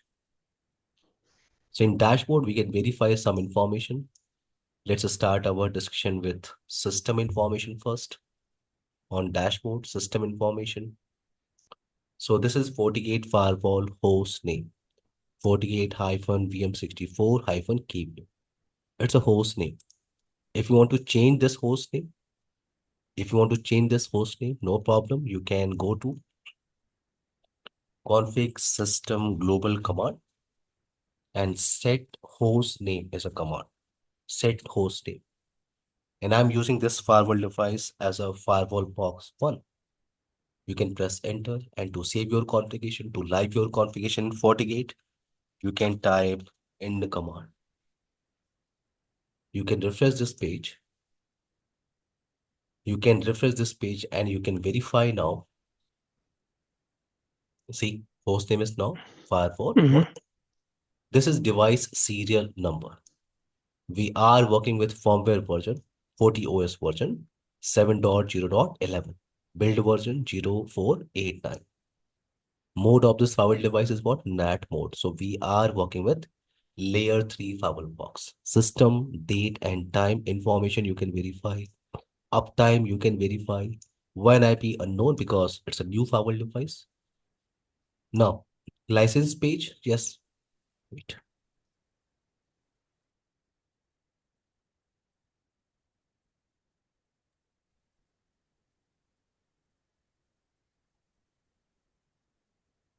Okay, so license page is what? This license page can help you to get the idea about licenses. And yes, FortiGate is a next generation firewall device. So to utilize next generation firewall feature, you need to buy license. Okay, like FortiCare support license, you can buy firmware and general update license, IPS license, antivirus, web filtering. So you need to buy a license. Okay, here in Mm-hmm. dashboard, we are getting a message unable to connect FortiGuard server, right? Yeah. So right now, this FortiGate firewall device is not connected with internet. It's not connected with FortiGuard server. If you have proper license, then yes, you can download latest signature update. This page can help you license status information. Okay, like date issued or date expired information. Mm-hmm. We are working with VM firewall box. So yes, this is virtual machine. Okay, we have a virtual CPU, one virtual CPU. We are utilizing 100% CPU. We have 2 GB RAM. Right now, we are utilizing 50% of RAM. OT Cloud not supported. Security fabric information you can verify. Administrators information you can verify on dashboard. Yes, yes, one admin is accessing this firewall device through console page. Yes, see, one admin is managing through console, and one admin is managing through graphical page. And admin name is what? Admin. With this admin account, we have a profile is called super underscore admin profile. What is super underscore admin profile? We'll discuss in detail. Okay, we have a topic. We have a topic to discuss, our back concept. Ojuma, clear my point? Yes, it's Here clear. what we have, super underscore admin profile with this admin account. Now you can verify some other information on dashboard like CPU utilization, memory utilization, number of session information, and you can change your time. For example, I want to verify CPU utilization after every 1 minute, or I want to verify CPU utilization after every 12 hour. Memory utilization you can select. Okay, number of session information you can select. So these are the default options. These are default options. In case if you want to Mhm. add more option on dashboard, yes, you can click on add. If you click on add, you can see multiple options are available. You can go with 40 view option. Okay, you can go with security fabric information, network related options we have on dashboard, system, resource users, security. Multiple options are available. Okay. Right now, I'm looking for HA because I want to verify HA status information on dashboard. You can click on HA status, click on add, and yes, you can add one more information. For example, I want to verify interface bandwidth utilization. I want to check. So you can click on interface, yes, interface bandwidth, and I want to check bandwidth utilization on port number 1. Click on add. So now you can see on dashboard what you have, bandwidth utilization and HA status information.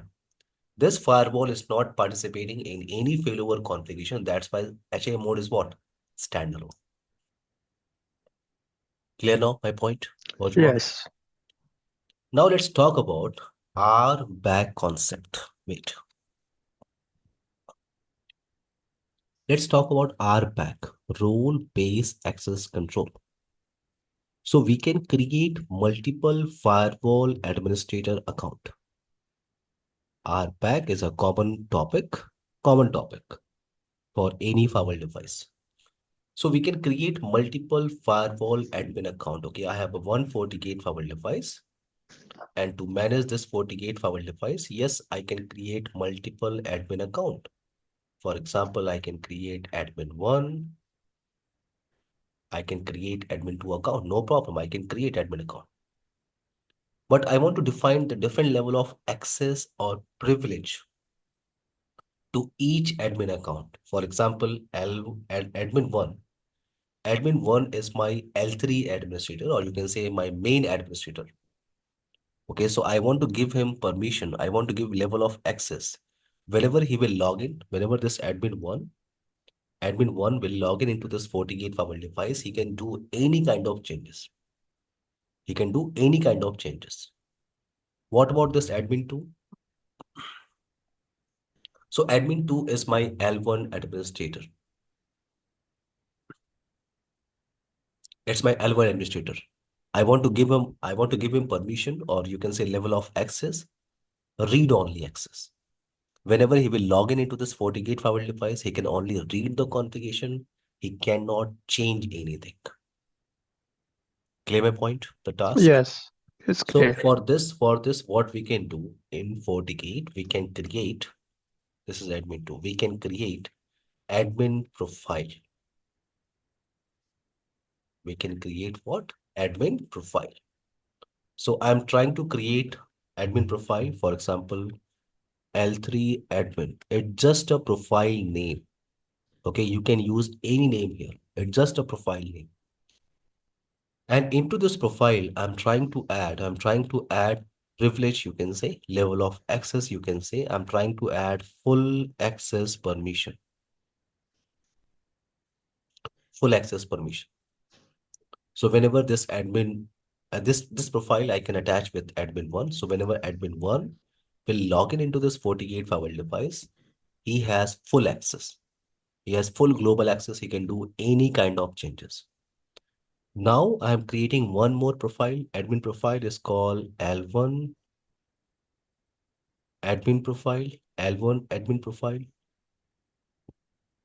Into this profile, I'm giving a permission, or I'm trying to set a level of access, read-only access, read-only access.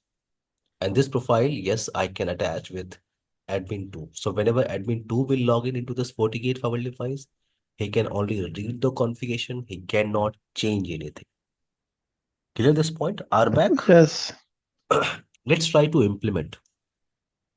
Let's try to implement in FortiGate firewall. Okay, wait. So you can go to system tab.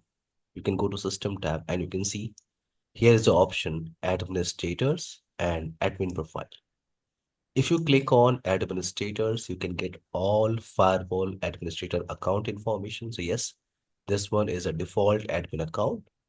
And with this admin account, we have a profile is called super_admin and type is what local database. So this admin account is available in local database. Now you can click on admin profile. If you click on admin profile, here we have two predefined profile, professional_admin and super_admin. These are two predefined profile. What is the difference in between professional_admin and super_admin? So if you select super_admin profile, this profile, you can see option is what? View. So you can view the level of access or privilege. You can click on view. And yes, these are access control option. These are Mm-hmm. what? Access control option. Network tab, yes, network tab, system tab. So these are access control option. And for all these options, permission is what? Read, write. For everything, read, write. Full control. And you cannot edit. You can see, Bosma, you can only return, right? You Yeah. cannot edit this profile. Now, if you select professional_admin, so you can edit, right? So this is the difference. Super_admin profile, you cannot edit the permission, but in case if you want to edit your permission, you can edit in professional_admin profile. Here you can decide like read permission, read, write, you can decide. Mm-hmm.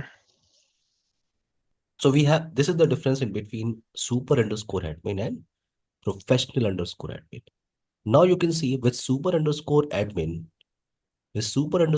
we have a reference number is called 2, right?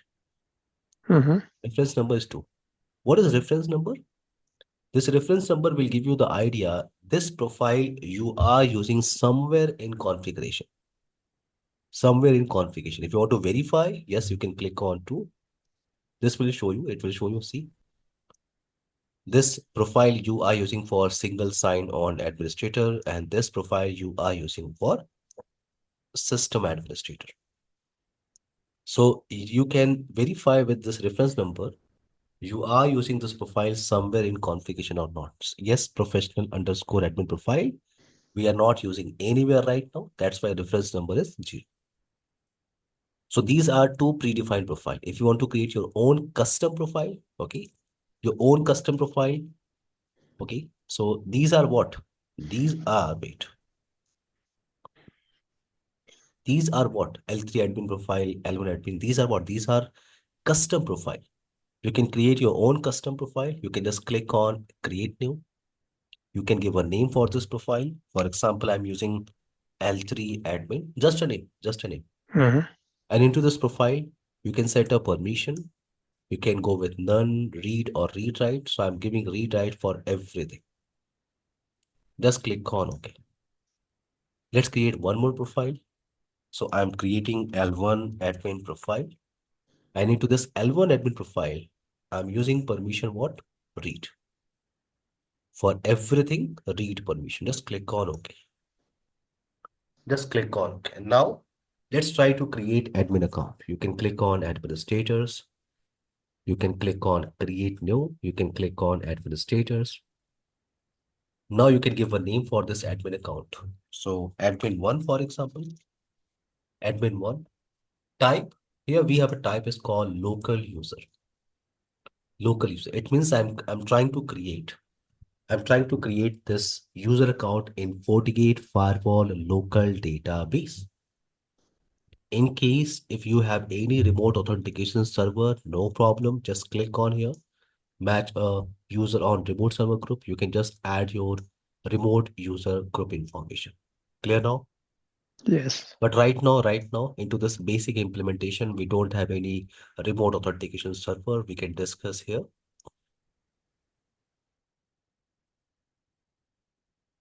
Mhm. Now you can set a password. So I'm trying to create user account in local database. Password I'm using 123, and with this admin account, I'm trying to add a profile is called L3 admin profile. You can click on OK, no problem. But you can see here's an option restrict login to trusted host. So you can define trusted host information or trusted subnet information. For example, only trusted IP address can access this FortiGate firewall device with this user account. Clear my point? Yes. You can add your trusted host. For example, 192.168.1.144, this IP, or in case if you want to give your complete subnet, 192.168.1.0/24, you can provide.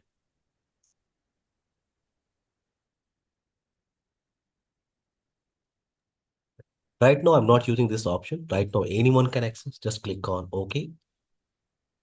Click on OK. Let's create one more profile here. One more admin account, administrator. We can give a name, admin 5, for example.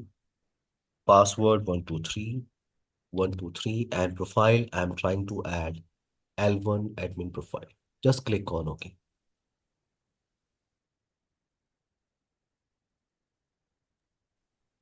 Okay. Bajuma, can you hear me, dear? Yes, I Please, can. please wait 2 minutes, okay? I'm coming. 2 minutes only. Okay.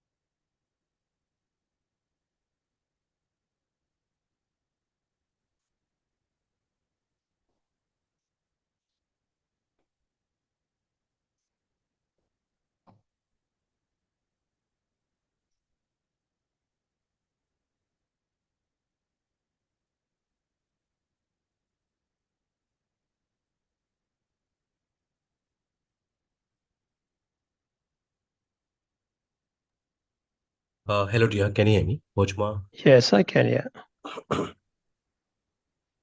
Okay, let's continue our topic now. So we have two firewall administrator account, right? Let's Hmm. try to log out, and I'm trying to log in with admin 1 and admin 5. admin 1, password 123. So if you remember, with admin 1, we have a profile is called L3 admin profile, right? Yeah. This is what you can verify on dashboard. You can see administrator admin 1, profile is L3 admin. So in L3 admin, we have full control access. This admin account can do any kind of changes. For example, let's go to network tab. I want to configure interface. Yes, you can configure, you can select, you can click on edit. And yes, you can edit your interface, no problem. Okay, you can go to policy, firewall policy. I want to create a rule. Yes, you can create a policy. See, create new. You can click on create new. You can create your policy. Now let's try to log out. Log out, and I'm trying to log in with admin 5 account. Admin 5. Admin 5. So with admin 5, we have a profile is called L1 admin profile.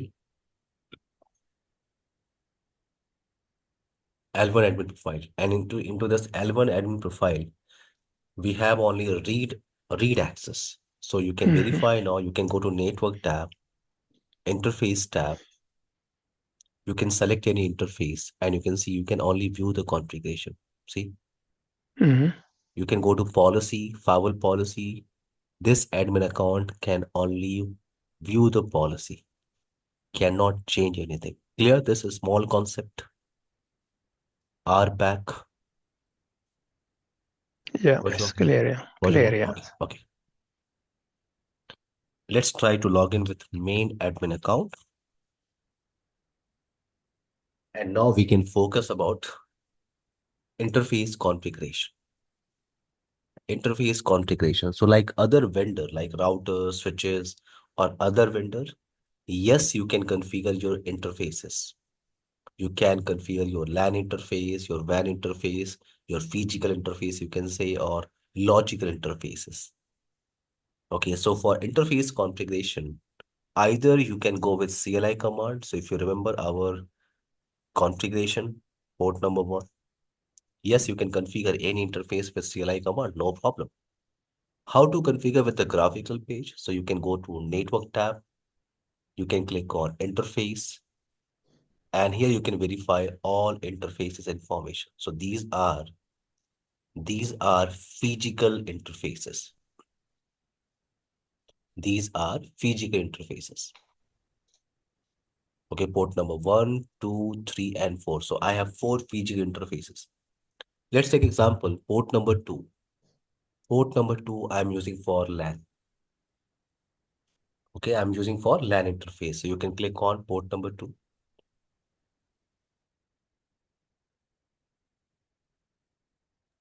Port number 2, this interface I want to use as a LAN interface. So you can click on edit. First, you can give an alias name. Mhm. First, you can give an alias. What is alias name? Alias name is just a description. It's just a description. For example, this interface I'm using for LAN side portion. Okay, LAN side Mhm. network. So you can give a name. Okay, wait. Let me open a new topology. Wait, for this interface configuration.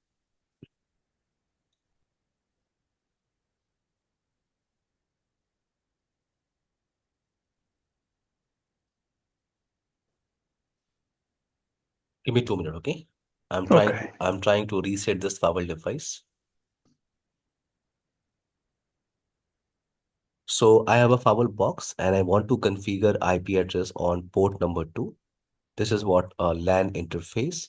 So I'm using 200 network. This is LAN side network. So I'm using 200 series of IP. And Mhm. port number one is my public facing interface. Public facing interface. Okay, wait. Let me reset this firewall device because I was using in other batches. Wait.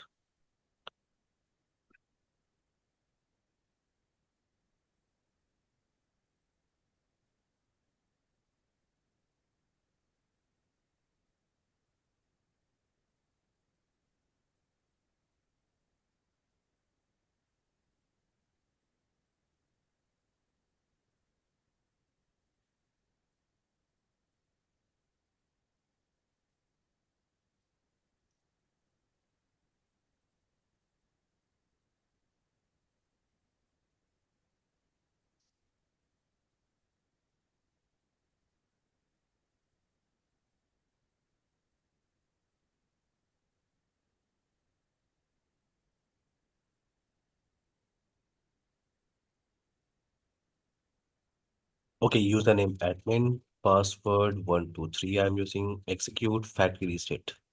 Mozuma, this command you can use in case if you are looking for default factory reset. Okay, Okay. in FortiGate, execute factory reset. This will erase all your configuration.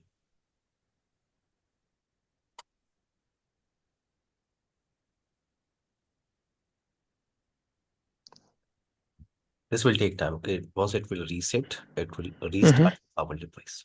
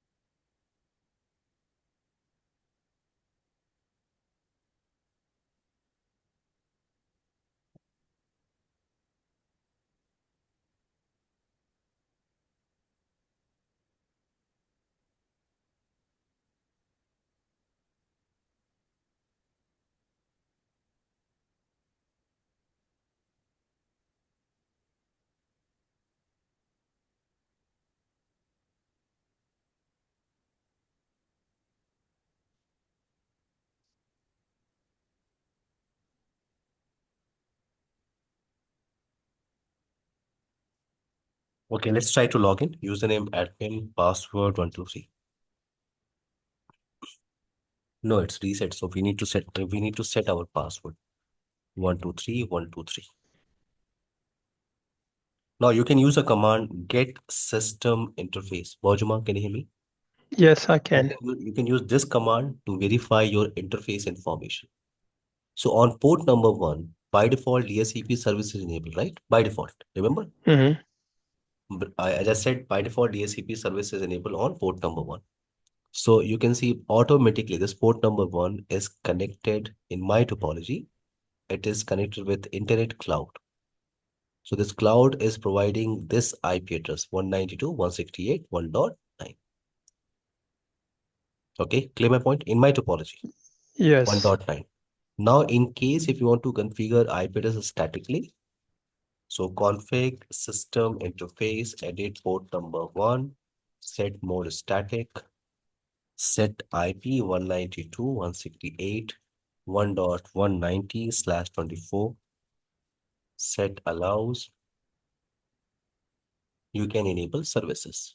Let's try to access because I want to configure IP address on port number 2 through graphical page, port number 2. Mm-hmm. So let's go to network tab, you can go to interface tab,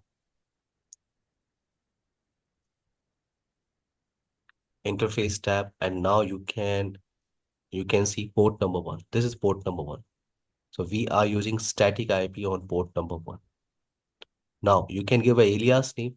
For example, port number one is a WAN port. You can give a alias name, click on OK. Let's try to configure IP address on port number 2. This is our port number 2. Mm-hmm. Click on edit. So now alias is what? It's just a description. So I'm using this interface for LAN. You can give a LAN name. Now here we have predefined role. In FortiGate firewall, we have predefined role.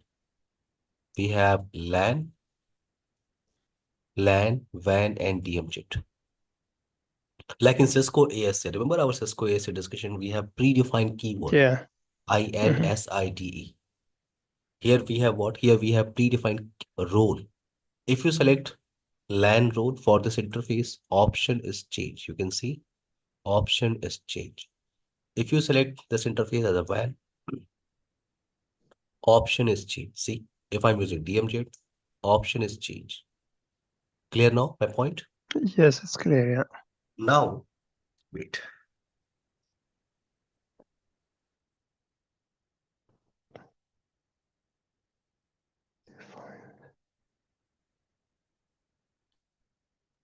Okay, now I want to configure IP address statically. So I'm using what? Undefined. It means I will decide what I want to do with this interface, what I want to configure with this interface. So role I'm using what? Undefined. Our task is what? I'm trying to configure IP address on this interface. So you can go with manual option, you can go with DSCP option, but here is the option one arm sniffer. What is one arm sniffer concept? In FortiGate, you can say one arm sniffer. In Palo Alto, you can say tap interface. It's a common concept. Wajima, okay? Okay. One arm sniffer interface. What is one arm sniffer interface? We can discuss in login and monitoring. This interface we are using for packet capture. We'll discuss here, okay?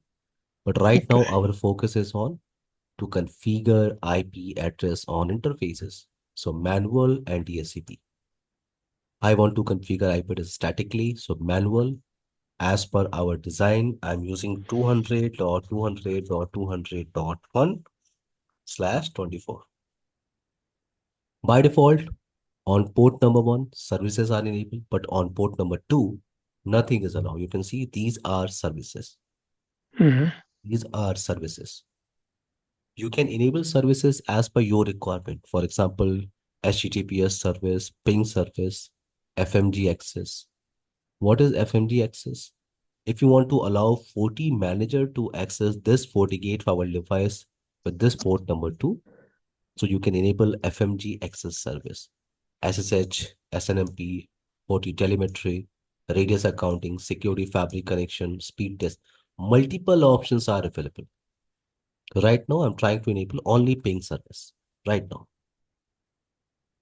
Now you can see here's the option, receive LLDP and transmit LLDP. Any idea about LLDP, Wajma? Any idea about Mm. CDP? Any idea about CDP? Yes, CDP, this is a Cisco Cisco Discovery proprietary Protocol. protocol. Cisco discovery, to discover the neighbors. Neighbors, right? Yes. CDP we can use only in Cisco scenario, right? Hmm. If you have Cisco devices, Cisco router, Cisco switch, then yes, you can use CDP. And it's by default enabled on Cisco devices and it's a Cisco standard protocol. So you can only use on Cisco devices. But in case if you are working with multi-vendor scenario, for example, you have FortiGate firewall, you have Palo Alto firewall, you have Cisco routers, for example, Cisco switches you have, Hmm. okay, they all are connected with each other. You have what Juniper device, for example, Juniper device. So this is what a complex scenario. Okay, I have multiple vendors.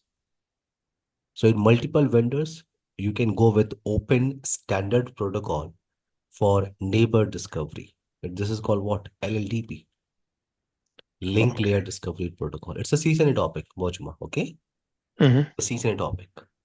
LLDP is an open standard protocol for neighbor discovery. LLDP is not enabled by default on any vendor. You can enable. See, you can decide enable or disable. You can decide. So if you are working with multiple vendors, then yes, you can go with LLDP concept. Now you can enable DSCP service.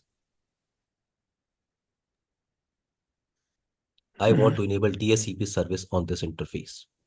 For example, this port number two, this port number two is connected with multiple computers. This is switch, multiple computers.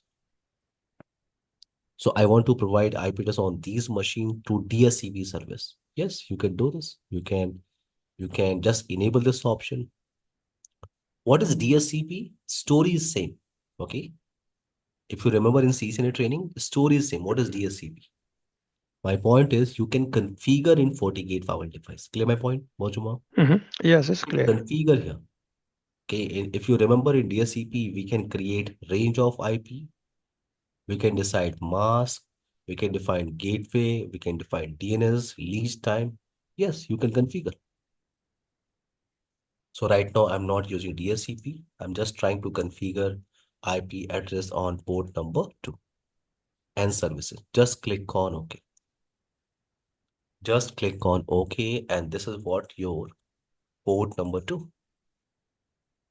You can verify this interface configuration through CLI command.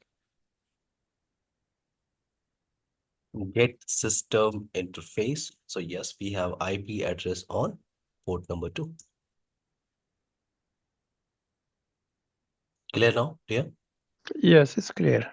Okay. Now let's talk about logical interfaces. In case if I want to create logical interfaces in FortiGate firewall, yes, you can go to create new option, click on interface, and here we have an option for logical interfaces. See, you can click on here. So you can create aggregate interface. This is our topic. Loopback interface, red interface, and VLAN interface. This is our topic. Ozuma. Mhm. These logical interfaces we can create. Wi-Fi SSID is not our topic. SSL tunnel is, this is a separate topic. SSL tunnel you can discuss in VPN implementation. Software switch is not our topic. Emac VLAN not our topic. So we can discuss these logical interface configuration: aggregate, loopback, red interface, and VLAN. Let's start our discussion with VLAN interface. Why we need VLAN interface? Remember sub-interface concept? Mhm. Sub-interface concept, Bozuma? For Yes. example, I have one FortiGate firewall device. Okay, this firewall is connected with LAN side network. In LAN side network, I have multiple separate VLAN. For example, VLAN 10, IP address 192.168.10.0 network. I have VLAN 20, for example.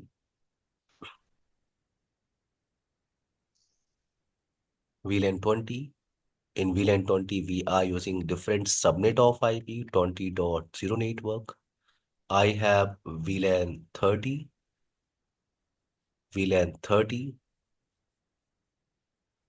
IP address 192.168.30.0/24. So in my LAN side network, I have multiple VLANs, and in each VLAN, I'm using different subnet of IP. So each VLAN required default gateway IP, right? Each VLAN Mhm. subnet. And you can see all VLANs are connected with this single port. We have a single interface, for example, port number 4. I cannot configure multiple IP address on a single physical port, Mozuma. Yes. That's why in Cisco router, you can create sub-interfaces, right? Correct. Yeah. But in FortiGate firewall, here we have a concept of VLAN interfaces. VLAN. Yeah. Behalf of the single physical port, you can create multiple VLAN interfaces. For example, I'm creating VLAN 10, IP address 192.168.10.1/24. VLAN 20 interface I'm creating 192.168.20.1/24. VLAN 30 192.168.30.1/24. So now for VLAN 10 computers, this IP address is acting as a gateway. Okay. For VLAN 20 computers, this IP address is acting as a gateway. For VLAN 30 computers, this IP address is acting as a gateway. Now, what about this interface? Can you help me? This interface is what? It's carrying VLAN 10 information, VLAN 20 information, VLAN 30 information. So this interface should be Trunk. trunk interface, right? Mhm. So we can create VLAN interfaces in FortiGate firewall. Let's discuss how to create VLAN interfaces. So you can give a name first. For example, VLAN 10, alias, for example, marketing. Type, I'm using VLAN. And now interface, yes, I have a single interface, port number 4, for example. I can add VLAN ID number. So VLAN 10. IP address you can configure 192.168.10.1/24 ping service. Just click on OK. If you expand this port number 4, you can see now you have VLAN interface. Click on create new, click on interface. Again, I'm creating VLAN interface. This time VLAN 20. Sales, for example, I have a single interface, port number 4. VLAN ID, I can add IP address 192.168.20.1/24 ping service. Click on OK. Let's create one more VLAN interface. So this is what VLAN 30 HR interface is port number 4. VLAN 30 and now IP address 192.168.30.1/24 ping service. Click on OK. Now you can expand this port number 4 and you can verify we have VLAN interfaces. Clear now how to create VLAN Yes, interfaces? it's clear. Yeah. Okay. Let's take a break for 10 minutes, Bojuma. Then we can Mm-hmm. continue. Okay. Okay, it's good. Yeah. It's Thanks. 12:16 on my side. We will continue at 2:16 on my side. We will continue at Okay. 2:25 after 9 minutes. Okay. Okay, it's good. Yeah. Please turn off your mic. Mm-hmm.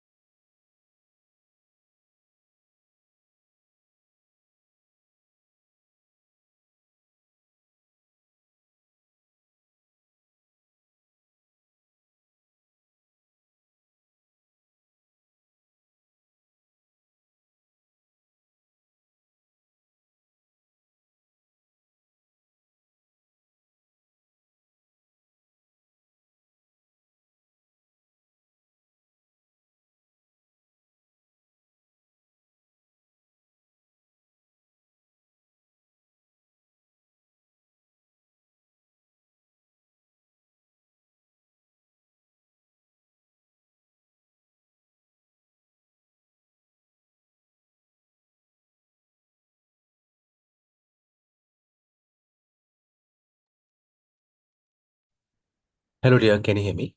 Bojuma, can you hear me? So I'm back here. Okay, let's continue our topic now. Okay. Mhm.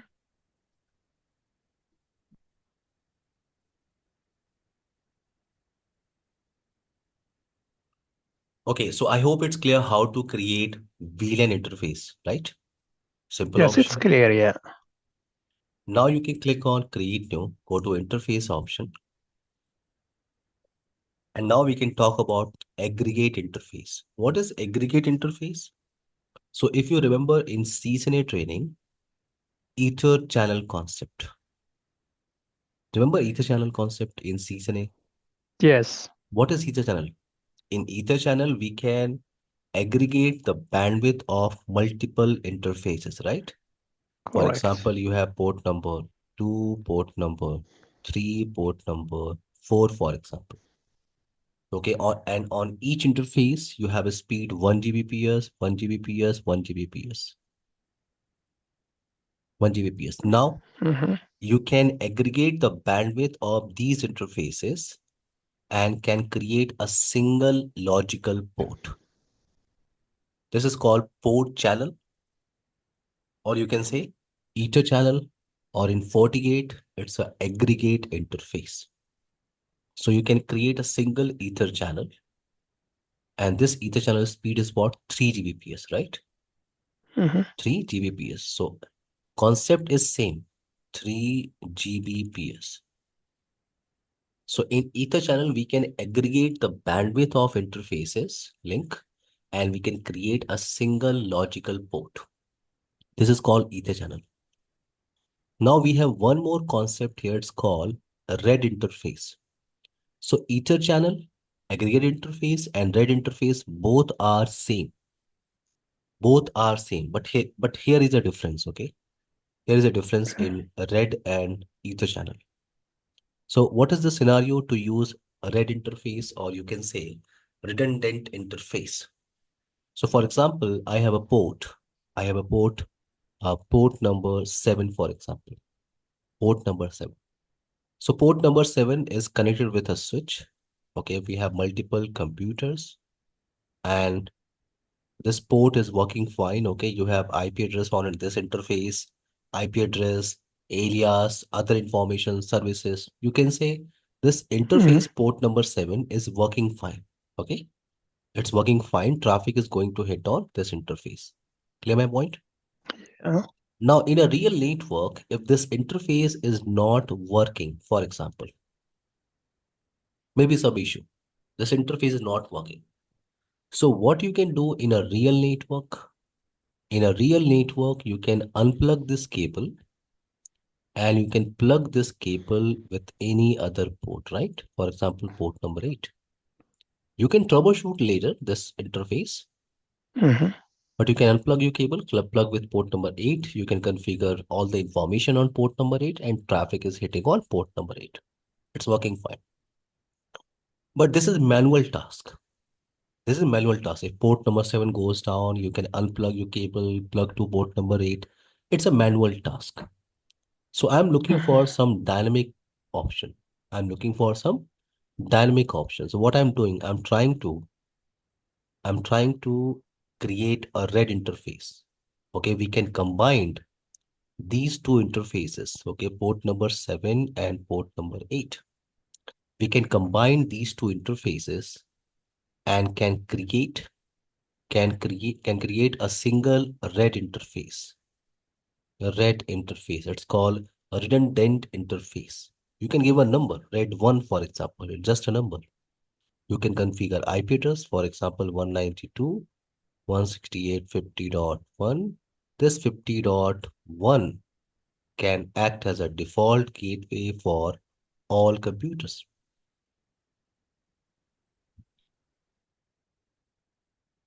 Mm-hmm. So here you are not aggregating bandwidth. No. Here, what you are doing here, this is called interface level redundancy. When you combine these two interfaces, one interface will act as an active interface, okay? And next interface will act as a passive. All the traffic is going to hit on active interface. In case if active interface goes down, then this passive interface automatically become active and traffic is going to hit on this interface. Clear my point? This is called interface level redundancy. Wajuma. Okay. Okay, so it's a common concept. If you go in Cisco ASA and Cisco FTD, yes, you can create a red interface. So let's create our aggregate interface and red. I think I have limited interfaces. So let's add more interfaces. Wait.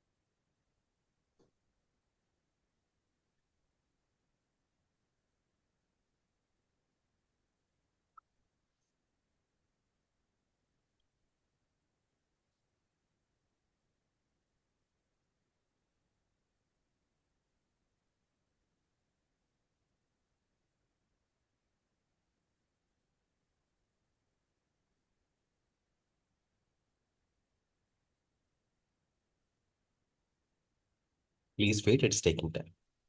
Mhm.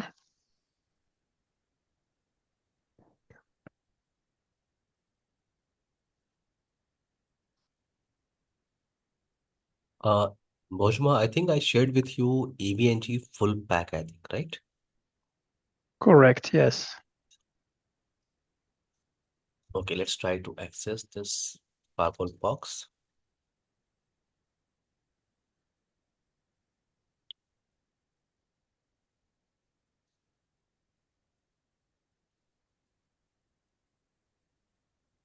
Let's go to Network tab, click on Interfaces.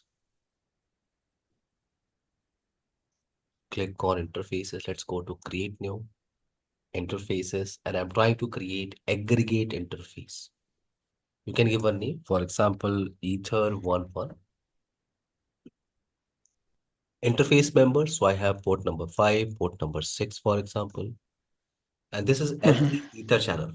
If you remember, we have two type of Ether channel. Okay, L2 Ether channel and L3 Ether channel. So this device mode is L3. So this is L3 Ether channel. If you are working in a switching scenario, like if you are working with STP scenario, you can create L2 Ether channel. Now, IP address I'm giving, just example, 20.20.20.1, because it's L3 interface. L3 Ether channel, you can enable your services, click on OK. This is your aggregate interface. Member interface is port number 5 and 6. You can click on create new. You can click on interface. And now I'm trying to create a red interface. You can give a name, a red one, for example. Interfaces, so port number 7 and port number 8. I'm trying to add these two interfaces and now IP address 50.50.50.1/24, ping services, click on OK. So here you have red interface, here you have ether channel, here you have VLAN interfaces, here you have physical interfaces. Now you can create loopback interface. Yes, like Cisco routers, you can create loopback interfaces for testing. I'm giving a name, loopback11. IP address is 60.60.60.60/32. Ping service, click on OK. Click on OK. Yes, this is loopback interface. Clear our interface configuration, Cosma? Yes, clear, yeah. Okay, as I said, FortiGate is not a zone-based firewall, right? Palo Alto, Checkpoint, Cisco FTD, these are what? These are zone-based firewall. But FortiGate is not a zone-based firewall. So if you click on Create New, here we have option of zone. So why we have this option of zone? Okay, let's go to policy first. Firewall policy. And now I'm trying to create a rule. Okay, how to create a rule, how to work with firewall policy, we'll discuss in detail. But right now I'm giving you the basic idea. So I want to create a policy. In policy, you can define incoming interface and outgoing interface. So incoming interface, if you click here, you can see multiple options are available, right? For example, I want to create my firewall policy for VLAN 10 interface. I want to create my firewall policy for LAN port number 2, for a red interface, for ether channel. You can select your interface. So for example, if I'm trying to select LAN port number 2, yes, I can select. If I want to select one more interface, I cannot. See, I can only select one interface. For example, I want to configure some policy for 3 interfaces: marketing VLAN 10, sales VLAN 20, and LAN port number 2. So we can go to network tab, interfaces, and we can combine these interfaces and put in a zone. So zone is what? It's just a name. Okay. It's a combination of interfaces. You can give a name. For example, LAN-zone is just a name. And now you can combine, for example, VLAN 10, 20, and port number 2. You can click on OK. So this time, if I'm trying to configure, see here we have a LAN zone, just a name. This time, if I'm trying to configure firewall policy, if I'm trying to configure firewall policy, yes, you can click on create new. This time, you can just select your LAN zone. So if you select LAN zone, it means you are using 3 interfaces. Clear now? So it's a combination of interfaces. Clear now? Yes, it's clear, yeah. Okay, now, so this is what our interface configuration. Now let's talk about backup and restore. Okay, let's talk about these options. So here we have some option this side we have some options. You can click on here. You can click on here. This is what CLI console. So when you have a graphical page access, then you can use this CLI console. It's a console. You can use any command. Show system interface, for example. You can use any command. But this console you can access when you have a graphical page access. For first time, yes, you need this console. Now you can go with this question mark. This can help you. It's a great option. This can help you to learn FortiGate firewall or Fortinet products. Okay, you can just click on online help. It will redirect on Fortinet document library. Okay, let me show you. Fortinet document library. It will redirect here. Fortinet document library. Here you can get for all product information, FortiGate firewall, FortiManager, FortiAnalyzer, FortiSwitch, AP, FortiClient, FortiSASE. Okay, if you click on FortiGate firewall, so in FortiGate we have OS version. See, these are what 40 OS version, right? For example, Yeah. I'm looking for 7.2.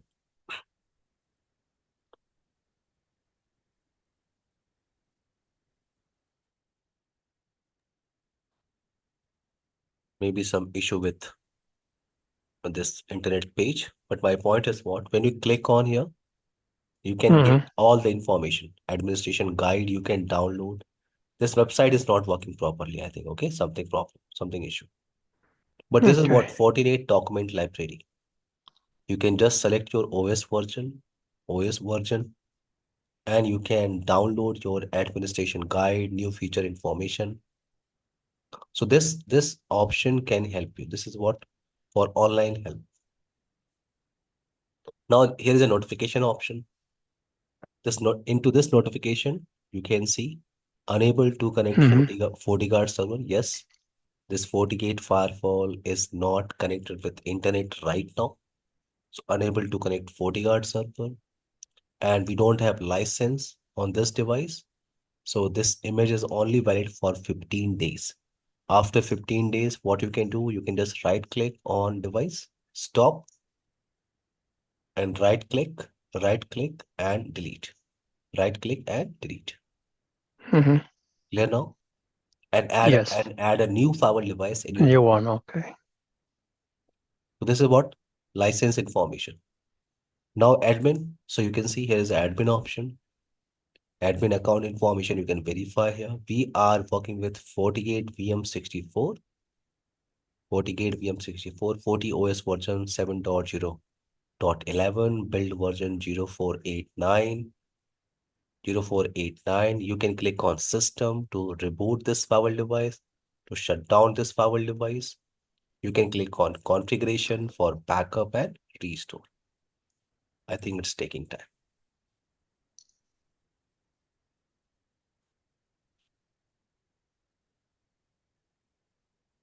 Wait.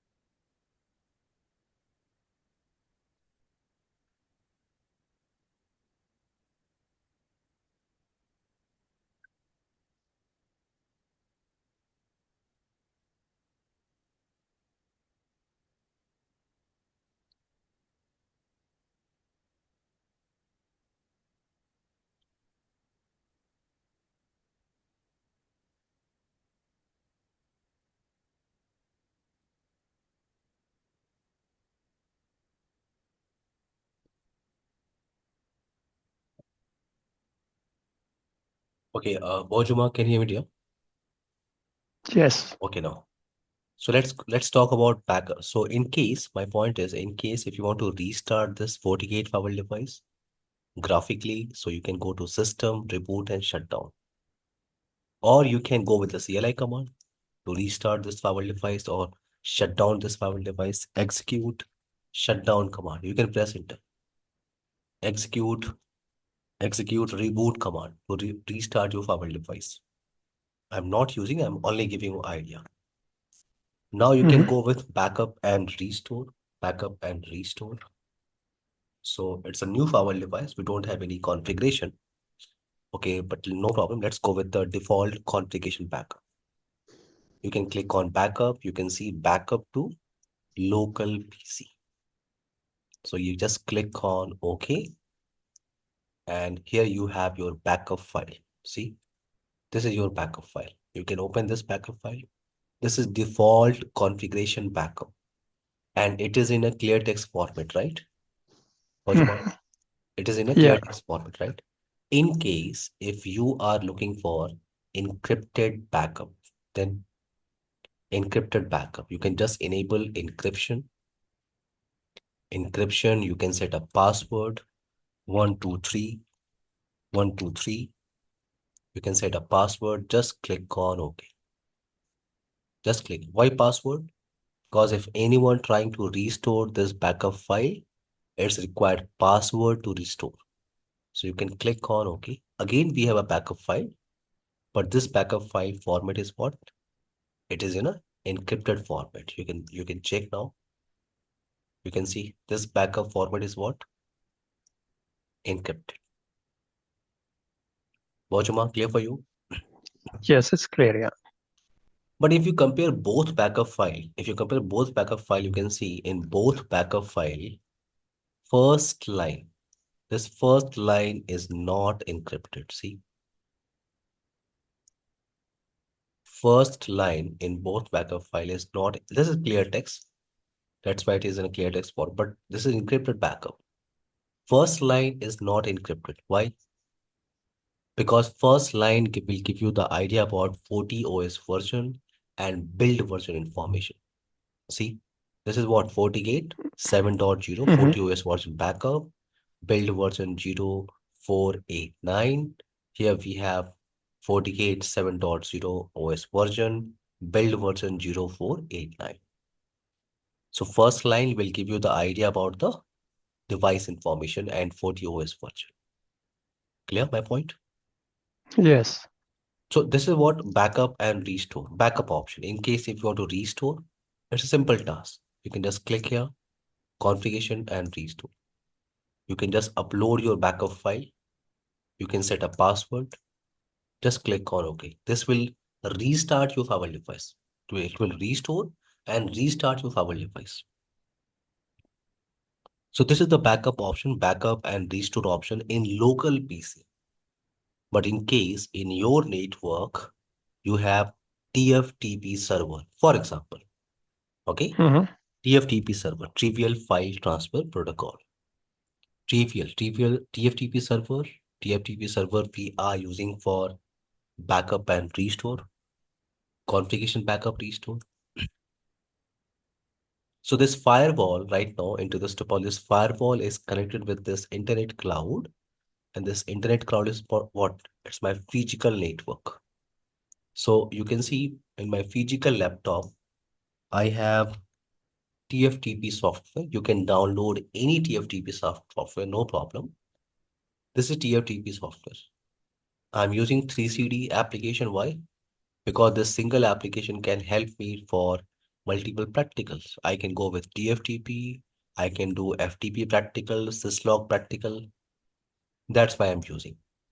Now, so this is what TFTP software. You can install this TFTP software on any machine in your laptop, desktop, and you can use your laptop or desktop as a complete TFTP server. Now you can configure Mhm. TFTP, just define your information, upload or download directory. So you can click on here. I want to I want to upload this backup on a desktop, and on desktop Palo Alto wildfire folder. Click on apply, click on yes, click on OK, done. So you can go to your TFTP, you can go to your FortiGate firewall device. Okay, I don't want to save our backup in local PC. I want to send this backup on TFTP server. So this physical laptop is a TFTP. So what is physical laptop IP address? 1.5. So from firewall, first you can verify your connectivity. So execute ping command you can use. You can verify your connectivity with 1.5. Yes, you have a reachability. You have a reachability. If you have a reachability, then you can send this configuration backup file on TFTP. Clear my point, Wajma? Yes.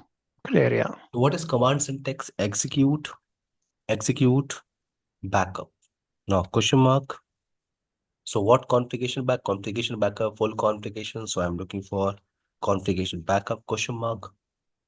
Where you want to store this backup? On FTP server, on management station, on TFTP. So I want to store on TFTP.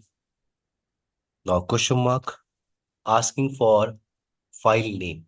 So file name is firewall1.cfg. Firewall1111.cfg. Now question mark, TFTP IP address. So TFTP IP address is 1.5. So 192, 168, 168, 1.5. So you can verify. When you press enter, my point is you can verify here. You can verify here for backup. Okay, so you can just press enter. When you press enter,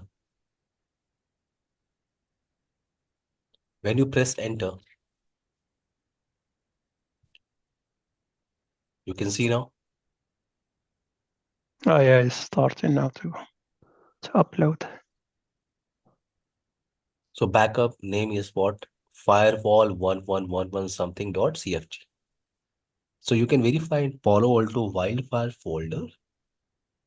In Palo Alto wildfire folder, you can check. Wait, there is a wildfire. Yes, here.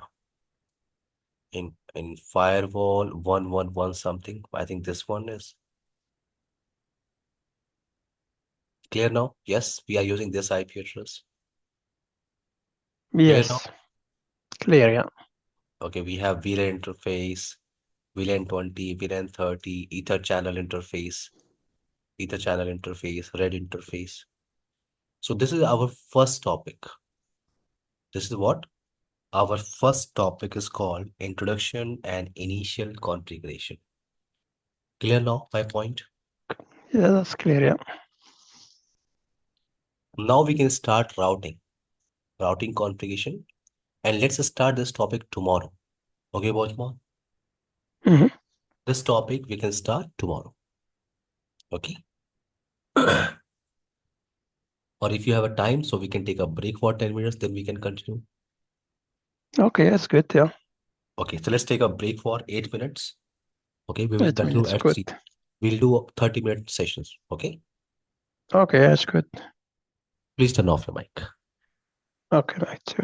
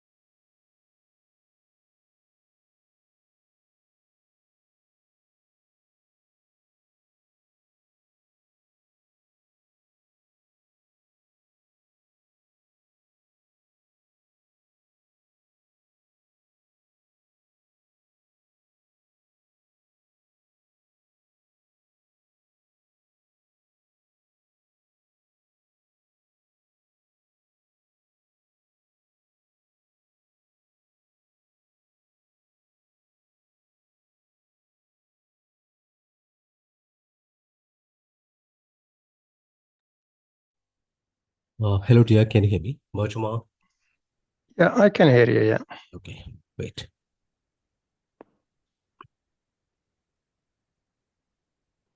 Okay, let's start. Our next topic is called routing implementation. And for routing implementation, I'm creating a topology. Wait, give me 5 minutes, okay?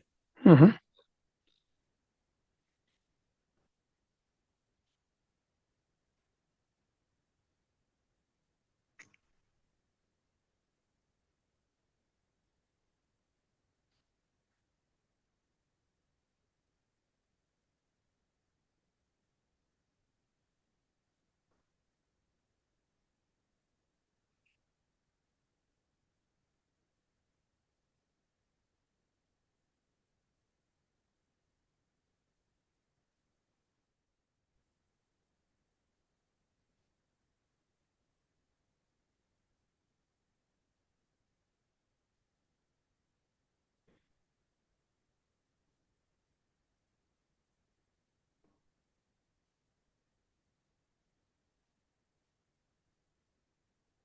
So for routing implementation, I'm using GNS3, or you can use EVNG, no problem. So I have one FortiGate firewall device, inside router, outside router, and this cloud. This cloud is my physical laptop.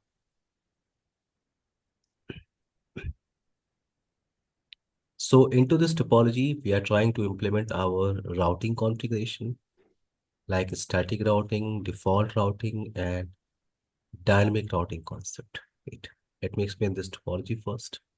Mm-hmm. Port number one, I'm using for management. Port number two, I'm using for LAN side network. So this portion, wait, this one is your LAN portion. So LAN 200.0/24. And then what?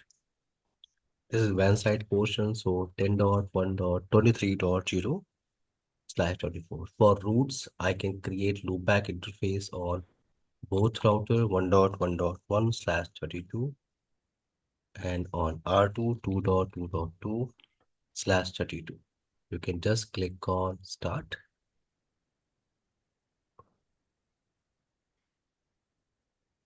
right click. Let's take a console.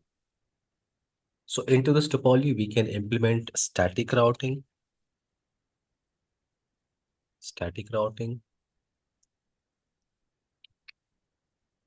default routing, and advanced routing option like RIP, Mm-hmm. OSPF, and PGP implementation. Let's configure IP address as per our design first.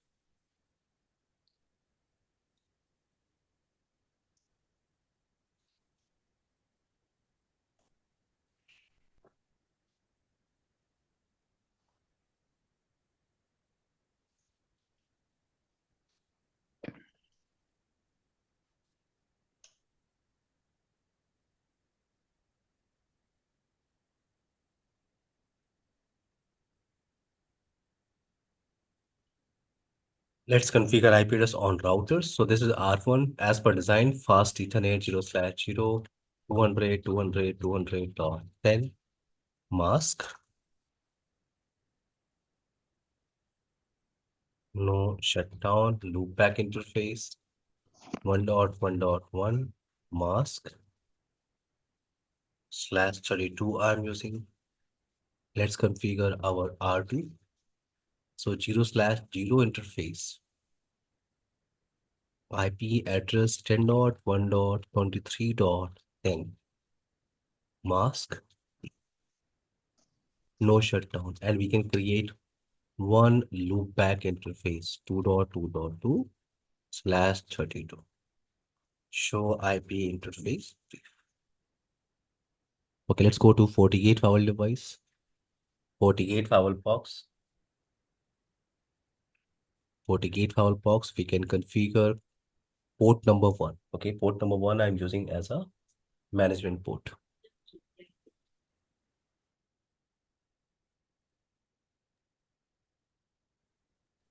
Mojuma, please wait. Okay, it's taking time. Okay.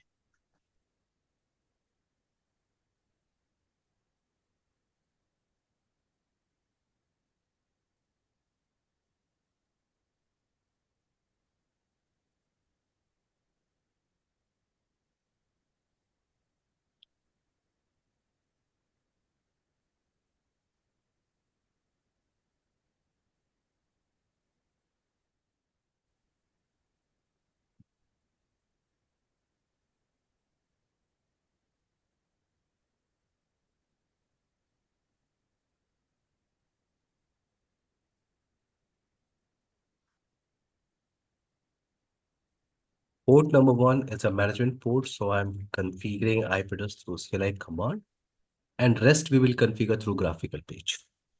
Set IP 192.168.255.190/24. Set allows. Okay, now let's configure this firewall device through browser. So 192.168.255.190 IP. I think 190, yes, 190.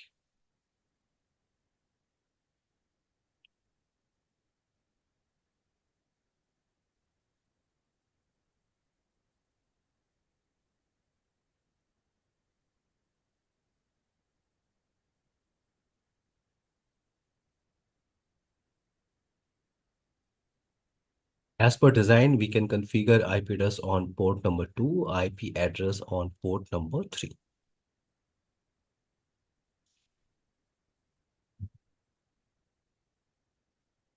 So you can go to Network tab, Interface tab. We can give an alias name for port number 2. So port number 2 is for LAN port. We can give an alias LAN IP address as per our design. 200.200.200.1 ping service. Click on OK. Let's configure IP address on public facing interface, port number 3. So port number 3, it's a WAN interface. 10.1.23.1/24 ping service. Click on OK. Done. Basic configuration. Any problem with basic configuration, Bosma? No. Okay. Let's go to firewall device. And I want to verify routing table information first. Command is what? Get router info routing table all. So this command you can use. This command you can use to verify your routing table information. So right now we have only directly connected network information. See, 10.1.23.0. This is directly connected. 192.168.255 directly connected. 200 directly connected. Clear now my point? Yes. Now, let's try to configure static and default routing first. This is our task, static and default routing. So you can go to Network tab. You can go to Network tab. Here is the option for static routing. With this tab, you can configure static and default routing. And for advanced routing implementation, yes, you can go with RIP, OSPF, and PGP. In case in your firewall device, for example, you are working with a firewall box, and in your firewall box, these options are not visible, for example. Advanced routing option is not available in your firewall box. So what you can do, you can go to System tab, click on Feature Visibility, and you can enable Advanced Routing option. Okay. This option is enabled here. If you disable, for example, if you disable, then you can verify. You can go to Network tab. You can go to Network tab, and you can see you can only configure static routing. Advanced routing option is not available. So you can enable this. You can go to System, Feature Visibility. You can enable, click on Apply. Okay. Now you can verify. You can go to Network tab. Yes. Advanced routing you can configure. Okay, let's try to focus on static and default routing configuration first. So here we can create our entry. Here we can create our entry. So you can click on Create New. You can click on Create New.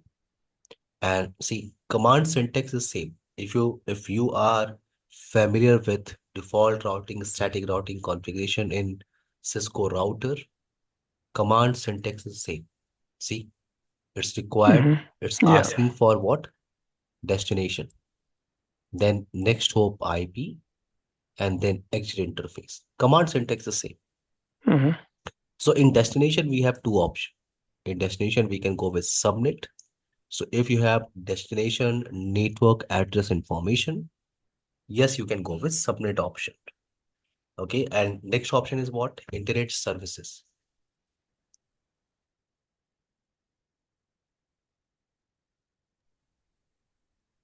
Next option is what? Internet services. So in 48 firewall, we have predefined internet services option. We'll discuss later. Let's focus on subnet option first. So into this topology, what I'm doing, I'm trying to configure. This is my task. I'm trying to configure static routing for LAN side network, default routing for WAN side network. This is our task. Watch on. Mm-hmm. Okay. So let's go to firewall box. Let's go to firewall box. And as per our task, I'm trying to configure static routing for LAN side network. So destination network. Destination network is 1.1.1. This is remote destination. So destination is 1.1.1.1/32. To reach this destination, next hop IP is what? 200.200.200.10. This IP address I'm using on R1 interface, right? Yeah, F00. And this port number 2 is what? It's an exit interface. Exit, yeah. Okay, so now you can see administrative distance number. In 48 firewall, AD value is 10 for static and default routing configuration in 48. In Cisco, it's 1. Okay, now you can click on OK. This is your first entry. This is your first entry, and you can verify now to reach this destination. Okay, this is next hop IP. This is exit interface. This is status enable. Administrative distance is 10. What is priority value? We'll discuss, okay? We'll discuss later. But this is what administrative distance. Let's create a default routing towards ISP side. You can click on create new. What is default routing syntax? So any network, any mask, right? Mm-hmm. Cosma. And what is next hop IP? So 10.1.23.10.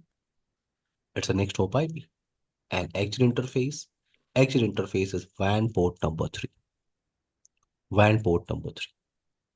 Now administrative distance, I'm using default option. Just click on.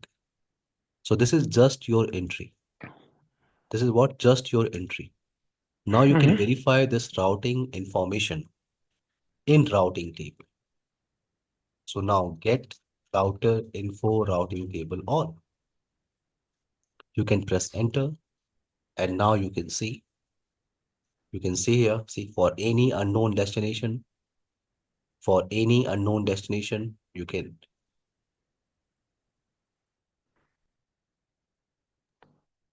as per your design for any unknown destination 10.1.23.10 is a next hop IP.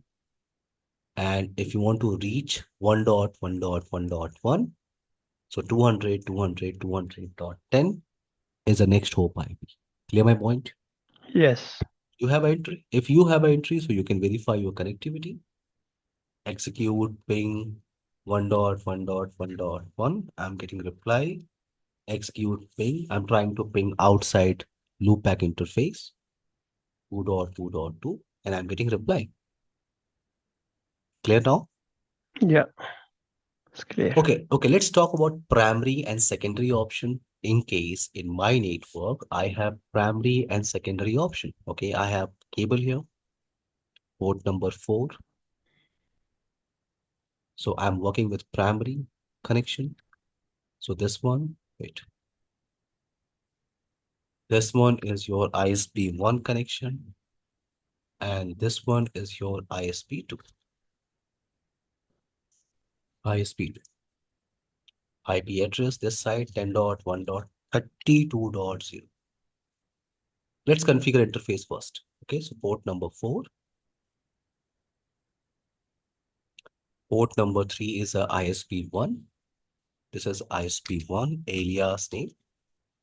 ISP1, click on OK. Port number 4 is ISP2 as per our design. ISP2 IP address is 10.1.32.1/24 ping service. Just click on OK. And I'm trying to create one more entry. For unknown destination. I have one more gateway. You can click on create new. So for any unknown destination, I have a new gateway 10.1.32.10. Next hop IP and exit interface is what? Port number 4 ISP2. So please help me, Wazuma. If I want to use this route as a secondary route, what I can do? You can give it less priority. We can change administrative distance, right? Correct, yeah. Least is more preferred, right? Yes, So via this side, I'm using priority value 28. Sorry, administrative distance is 28. Just click on OK. So you can see now to reach unknown destination. We have two routes. You can go via 10.1.23.10 and via this side AD value is what? 10. And via this side AD value is what? 28. If you remember basic routing concept, so least AD value is more preferred, right? Correct, yeah. So now if you check your routing table this time, get router info routing table all. So you can see only this route is installed. This route is installed in routing table. Why? Because via this side, we have least AD value. We have two entry, but this is routing table. In routing table, what we have best route only, right? Best route. But in case if you want to verify all possible route information, then so you can use a command get router info database, routing table, database command. You can see these are all possible route. For unknown destination, yes, you have two entry. Via this side, AD value is 28. And via this side, AD value is what? 10. That's why this route is installed into the routing table. Clear now? Yes. Now, in case if this interface goes down, let's go to interface, edit port number 3. If this interface goes down, set the status down. Set status down. So you can verify now your routing table this time. Automatically this route is available. Now you can go via 10.1.32.10. Clear? So this route is installed into the routing table. Why? Because our primary route goes down and this is our secondary route. Now it is available in routing table. Now if this interface will come up again, so on this interface we have least AD value on this route. Set status up. So automatically this route will install into the routing table. You can check now. Your routing table, you can verify again this route install. Clear now my point, Mozuma? Yes, it's clear, yeah.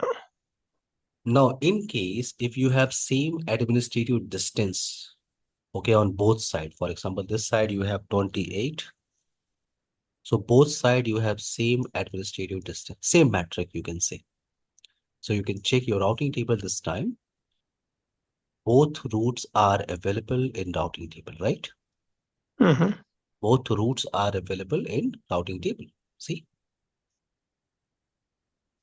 But in case, so both routes are available, but I'm looking for primary and secondary option, then I cannot change my metric value. For example, I'm working in a scenario, I cannot change administrative distance, but I'm looking for primary and secondary option. Then what I can do? If there is a tie in between administrative distance, then tiebreaker is what? Priority.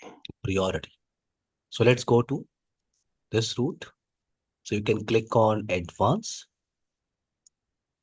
Advanced, this side, I'm using priority value 10. And via this side, I'm using priority value, for example, 40. So least priority value is more preferred. If you check your routing table, both routes are available. Both routes are available, right? But this one is a primary route. Clear? This Yeah. will consider as a high priority. I hope it's clear. This is static and default routing configuration in FortiGate Firewall. Yeah, it's clear. Yeah. Clear now? Mm. Now we can focus on dynamic routing implementation. Let's discuss this topic tomorrow. Okay? Okay. Tomorrow, same time. Okay?